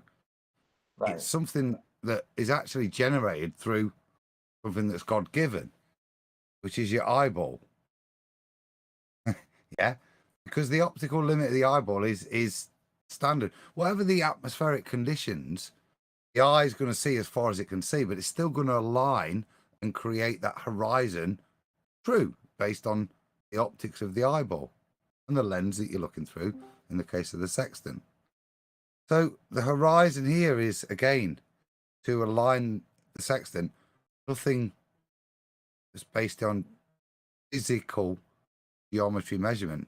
The way the sextant works is through the majesty of the eye and its perfect symmetry.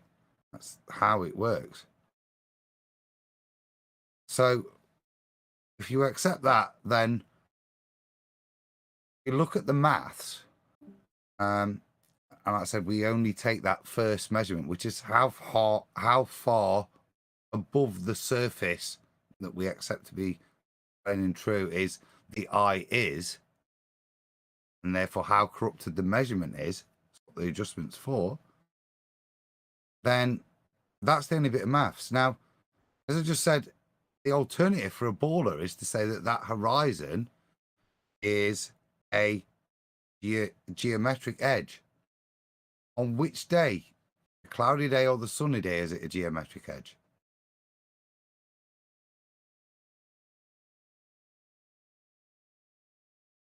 Okay, so a couple of questions. Thank you for that. Dip angle is just, to me, it implies curvature, but it doesn't. Am I thinking of this to get rid of that thought? Am I thinking just instead of standing at the top of the mast on the boat, just be at the water level? Then you don't have a dip angle, right? Correct. Okay. Yeah, that's what it's doing. It's basically putting your eye line in the water as opposed to on top of the boat. Gotcha. So it's poor. I think it's poor terminology that they use. The dip angle. You're just accounting for the elevation that you're above the water. Okay. Thank you. And You're also, I think that the horizon, whether it looks closer or it looks further, that doesn't necessarily matter, though, does it? I mean, I'm just kind of trying to think this out. Sugar, just go back to that last point, because that's crucial. Okay. The crucial point of the dip angle is for what? It's not just to bring your eye to the surface of the water. Because if we're viewing this on a ball, lovely, we've brought our eye to the surface of the water. The question mathematically is, what does bringing our eye to the surface of the water do mathematically that enables us to calculate things? Well, it would give you a more accurate angle. No, the angle's already accurate. We're going to adjust the angle mathematically via the dip angle. We can only measure it once in reality. and we take that measurement and we observe how far above the water surface we are. Now, the purpose of us doing the calculation is to bring it to the water surface, and bringing it to the water surface on a ball helps us naught. It does nothing unless we know the full structure of that water surface and how it curves infinitum, yeah, which we don't, and the ancients didn't when they derived this, yeah. The purpose of bringing the eye to the surface of the water is because at that point, suddenly the angle you create to the star is true to a straight line perpendicular underneath. It creates a flat surface. That's why you bring the eye, because the purpose of bringing the eye to the surface of the water is the proven assumption that the surface of the water is a flat line. At that point, we can start to use trigonometry and mathematics to calculate things with assumptive reasons from basic geometry. Yeah. Without that assumption, or without an R value, then you can't calculate these things. You need one or the other. An R value, given that you assume it's a geometric horizon, and you still need the R value, or the knowledge and the assumption that it's a flat plane, and you can calculate from there. That's why we bring the eye down to there, because it then means the angle adjustment is based upon the eye being on the water's level across that flat plane. I think I follow that. And I think that at that point, I think that the sextant works no matter what model you want to put to it, right? Wrong. Not really. Well, can I say it like this? that right? The point of the dip angle correction is so that the angle from the observer to the ground position where the star is directly overhead, Yeah, it needs to be 0. I get it. Yeah, it makes it right. It makes it a straight line, so you can do your angle and get an accurate one. I think I understand that. Sugar. Your first statement there, yes, all or flat, the sextant works. The point is that it to have any comprehensible use to you, the angle that you measure with the sextant that works, yeah, that angle to have any validity either has to mean you have to know R, yeah, or know that it's a flat plane you're working on. Now, the ancients that derived this didn't have R, yeah, Right. This is pre even Aristophanes, yeah, all of these things that worked. So this is worked on trigonometry. It's basic geometry in which it works. So right. I think in terms of the way the tool works, I just want to add this because it's Brian's point. In terms of the way the tool works, once you've done the dip correction, no longer dealing with the optics.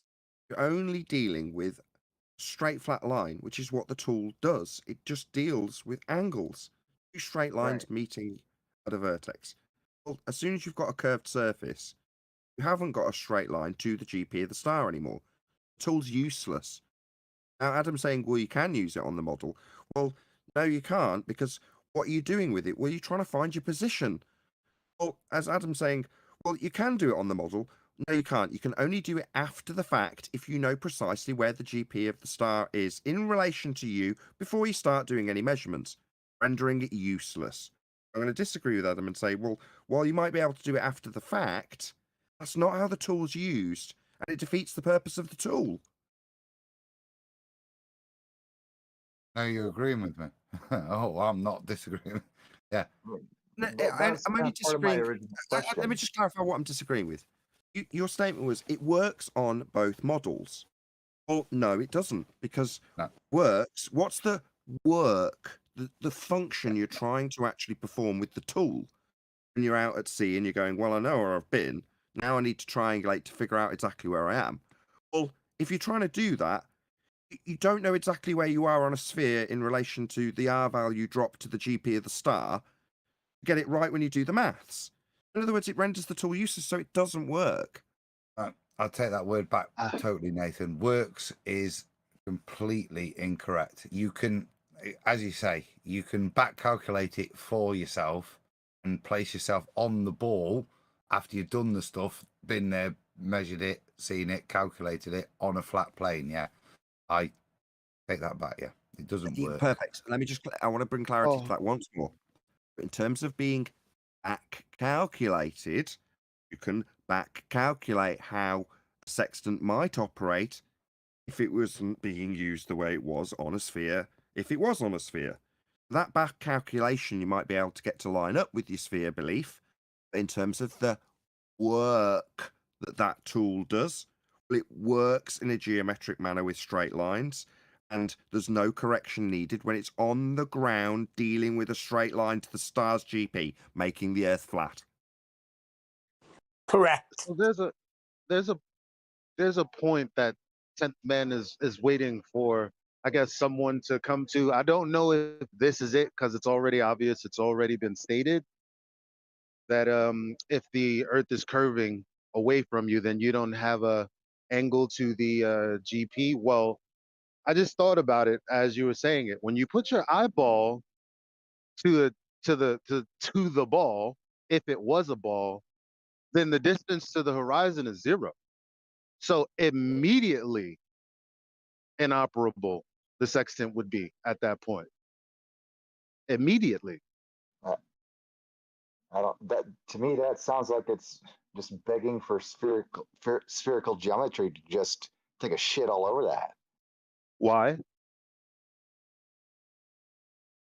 Well, because you're only measuring an angle from, like, you don't have an angle to measure from if it's 0.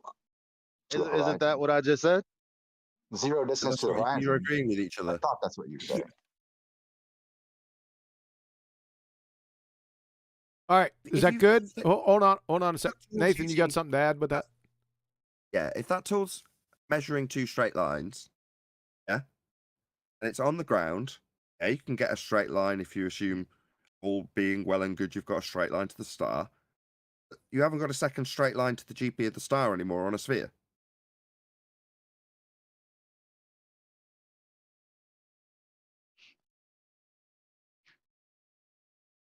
Tool fails completely and utterly on a sphere. There's no other way around this. Yeah. You don't have any line, any second line. You don't have the corner have one. pocket. The way to kind of visualize this is if you're at the North Pole and you're looking at a star that from your viewpoint is 45 degrees, yeah, if you draw that across, then it should, what, if it was 90 degrees, it'd draw down on that ball to the equator, wouldn't it? So it should draw down somewhere halfway between the North Pole and the equator. Now, actually straight line down from your star to intersect with your ground. But you've previously defined the x-axis by your sextant and your optical way of defining straight and level, plumb.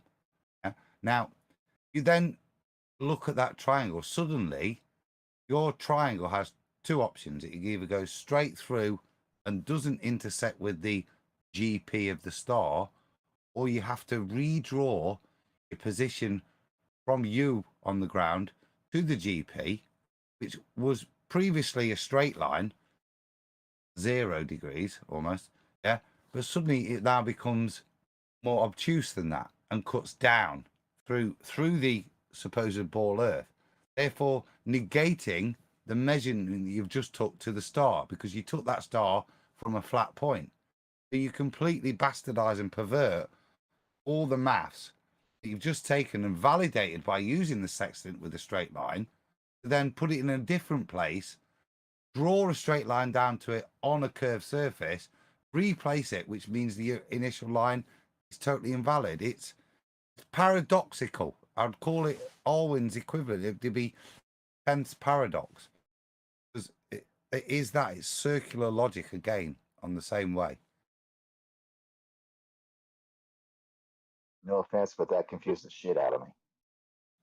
I need a diagram to kind of show you what you have to do. You keep moving the triangle. You flick it between being flat, based on the sextant and the angle down to the GP position based on drawing a straight line between the observer and the altered GP position because of drop. Yeah, so the angle moves. But you've defined your previous angle based on it being this angle, and you move it to a new GP. And therefore it removes the angle of straight because you're on a ball. I need pictures, but hopefully people can comprehend that. And it's paradoxical I think in the we're getting a measurement. little more into the weeds than my original thought was. My brain's hurting. But Listen, a damn thing can't work on a sphere. End of story. Works on a flat Earth. You Yeah, just no, gotta imagine I it. think I understand that part. I guess it was also kind of like a segue in between the black swan question that I had, where there's a logical argument to that. And what is the logical argument for the sextant?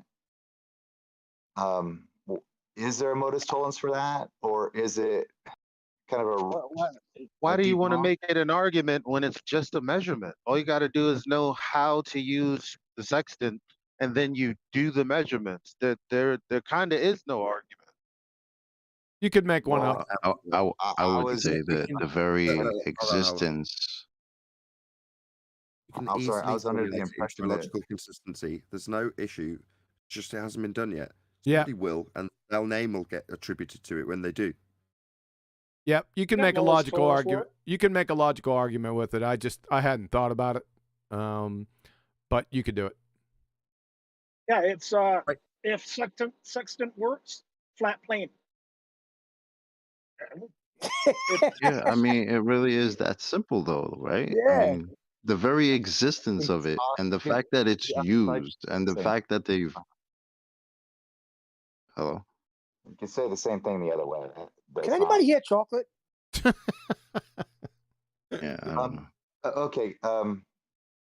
Just the that- very it- fact that this thing is used, right, negates the fact that it could be a ball, right? Oh. Because if you're on a curved surface, you can't get a 90-degree angle to the GP of any star, because any star from where you are is bending around away from you because you're on a ball. How do you ever get a 90-degree angle when your eye is on the level surface, right? Like when you said you put your eyes in the water, you can never get the GP of the star at a 90-degree angle after that because you're on a ball. It's all curving away from you. Can And I this just thing is used all the time. It's been plotted out. 10th Man's brought out the almanac, right? How is that used if we're on a ball? Very existence and the use of this thing negates the fact that it could be a ball. Well, how far in the weeds do we want to get on this? Because We're not. We're gonna start Okay. wrapping this Really, up. John? Hold up. We're gonna start wrapping this up. We can't go on and on and on about this. All right. right. So I understand the general premise, and thank you, QE, for kind of clarifying that the logical part needs to be worked on rather than just the measuring part. I don't think so, but we could definitely come up with a modus tollens for it. Like I said, I haven't thought about it. I've been busy, but I'll think about it. Well, what you could do is jump on Nathan's show like Monday and Tuesday and bring all this stuff up to those guys on the show. Okay. John, Yeah. this is the bit, where I think a week or two ago, probably before your break, I made this statement about linear function and straight function. This is exactly where the modus tollens will work, because once we define what the function is, then you can apply a linear function. And with regards to how a sextant has to be agreed to work, then it is linear. Irrespective of curvature, it's still linear, the function that you're measuring, because in their model, they push it out to infinity. So the only way in which change of function could occur in their model is curvature. So you could use a modus tollens for this, and it would demonstrate, like I said, when we were saying 69 miles per degree is linear or curved. And I drew an objection there just in terms of the way the ballers are trying to mug us off. actually you could put it into a modus tollens and use that quite well, and describe this because it's described by the sextant, and like I said, there's no apologetics because they push it out to infinity.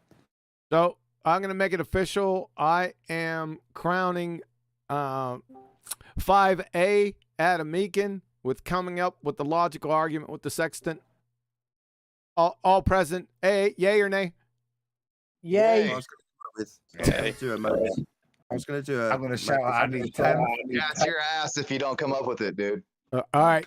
I'm giving a will. Nathan's he wants to add something here. I was going to say, is it if A then B, A therefore B? Is that modus ponens? You could do I was thinking about modus ponens, modus tollens. Like I said, I have to think about it, but I'm getting really hungry and there's a pizza coming. Well, just might as well wrap and it. there's a shit ton of No, stuff. I want tolerance. Hello. I want tolerance. Hello. Okay, so we had half of it from Scrat. Is it already? It's like, well, if Earth is flat, sextant will work. Well, that's pretty much good enough. If the Earth is flat, we will take a straight, flat measurement to the GP of any navigation star. And Earth is flat, we do take measurements straight and flat to the GP of navigation stars. It's pretty much as simple as that. That's why it's like, well, why do we need a complicated modus tollens when it's like Earth is flat, it takes a flat measurement. What more is there to do it than that? That is pretty much it. It's flat, it measures flat. I did your That's why I job want for the you, Andy. tolerance, isn't it? That's why I want the modus tollens, because otherwise it's not even a challenge, is it? I think it would be good because with the modus tollens, you would have to aggregate, for lack of a better word, the assumptions that have to go along with it, one way or another. I hear Kiwi's stomach rumbling. Yeah, all right. Wingies. Also, lots of people to shout out their channels and stuff. So Exactly. I'll do this. Don't mind QE. I'll wrap it up quick if you want. Thanks, Nathan. Yeah. Thanks, guys. Yeah. Make sure you come back, Sugar Cook. Yeah, you had great questions, man. We love the questions. It's just we're getting a bit long in the tooth here. So Nathan, if you want to take charge with the Balllbusters, thanks guys for coming, but have them shout out their stuff. Go ahead, take over, sir. Arwin, are you there? Chocolate. Oh no, Yeah. Arwin, go ahead. Hello. Yeah, Start your yeah. channel. Thanks, QE, for having me. I've mostly just been listening to the show. It's been great. I still do my early bird show every day, 2 p.m. Amsterdam time in the weekend and 1 p.m. Amsterdam time in the weekdays. So yeah, that's still going just fine and dandy. I hope to see. I got a lot of new subscribers. Like, is it like 30? So yeah, suddenly new people are rolling in. It's very interesting. Have some fresh new people in the chat. Hope to see you there. Thanks for having me. Good show. Chocolate saying, do you want to shout out anybody or yourself?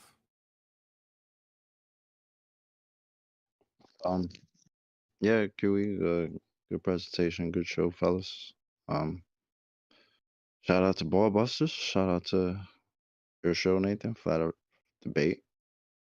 Shout out to Mitchell, new Ballbuster. I guess I'll shout out my channel, Chocolate Saying. Got a couple of, some hip hop. Got some music on there if you want. So check it out. Thank you very much. Eli, do you want to? Yes, Go ahead. actually.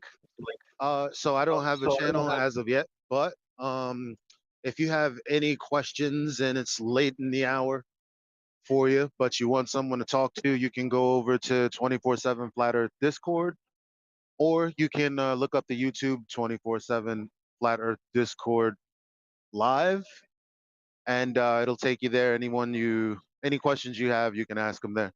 Thank you. Oh yeah, big shout out 24/7 Flat Earth Discord. Mitchell, you around still? Still here, guys. Thank you for having me. It's been awesome. My Flat Earth School sessions run daily, Monday to Friday, 3 p.m. Central, 9 p.m. UK, 6 a.m. Australian. Yeah, try and catch you if you can. Looking forward to see you guys. I'm going to come back to Quantum Eraser last of all to shout out numpty clips and stuff. But Adam, shout outs? Yeah. Yes, I've really enjoyed tonight. It's been a good outside of the bit we all kind of know. I've really enjoyed the banter. Nothing like a man proving it is a man of his word, is there? And I think at the beginning, a couple of hours ago, John said to Mitchell, "Let me give you a spanner, so you can spam the chat at the end of this." Nathan, you leave there, and as proven, Mitchell is. Hold up, Adam. Adam, hold up. Nathan, you're echoing through your mic, man. There you go, Adam. Go ahead, say it again. Just to say that, as proven, and just to welcome Mitchell, of a man of his word. Nice to see you sticking it out there, and that's what I want to just say. Look, no channel to shout out. Best channel out there, like through the week, I think is there. There's no argument. There's no banging your head against the wall with ballers and that. It's just like the obvious there. And if you've got a point to make, I'm sure Mitchell would address it. And there was a couple of Muppets tonight with no points, which probably, if you kind of make those points, not worth addressing, but actually bring stuff, whether even if it's, you know what I mean, not a ball earth argument, but as a flat earth argument where you don't understand something. I'd love to sit in chat and love to address it. And yeah, shout out Mitchell. I'm really enjoying the school, and it's a really nice. In the old days, we used to have a TV Times, which would be you bring out a little magazine, because we in the UK, John, we only had four terrestrial channels. So there'd be a little magazine that come tell you what was on each week. And I think most flat earthers have their own version of that. And a few weeks now, but we call that a TV guide. Yeah, perfect. That's what I mean. It's part of that. Then Mitchell is already installed in part of my flat earth guide, in terms of viewing. And yeah, I'd recommend it to all of you guys. So yeah, shout out. Right. Thanks, Adam. Appreciate it, mate. I'll do one last shout out to all the Balllbusters and my show that's running. QE, can you plug your numpty clips? Yeah, first off, I'd like to say welcome to our newest member, Mitchell from Australia. Well, these guys, good luck. No, you'll fit right in, man. You rock on. Yeah, with the numpty clips, they're slowly coming to an end. I'm getting sick of doing them. I think there's plenty of them there, to prove the flat earth. They're slowly becoming my #1 flat earth proof. You got a couple more, 1, 2, 3, 4, maybe 5 or 6 regular ones, and then we're going to go off with a bonanza of signature numpty clips, like a whole month, one after the other. So hold on to your hat. Nathan, sir, take us home. Perfect. With that, another massive thank you to all of today's Ballbuster crew. And of course, a massive thank you to all of you in the audience for smashing the super chat, liking, commenting, sharing, subscribing. There's also a brand new Flat Earth Debate uncut and after show going out on my second channel, which is Nathan Oakley. So be here or be sphere for brand new Flat Earth Debate uncut and after show. I will spam the link in the chat. A massive thank you, of course, to Quantum Eraser for hosting Ballbusters. We'll see you all in the next one.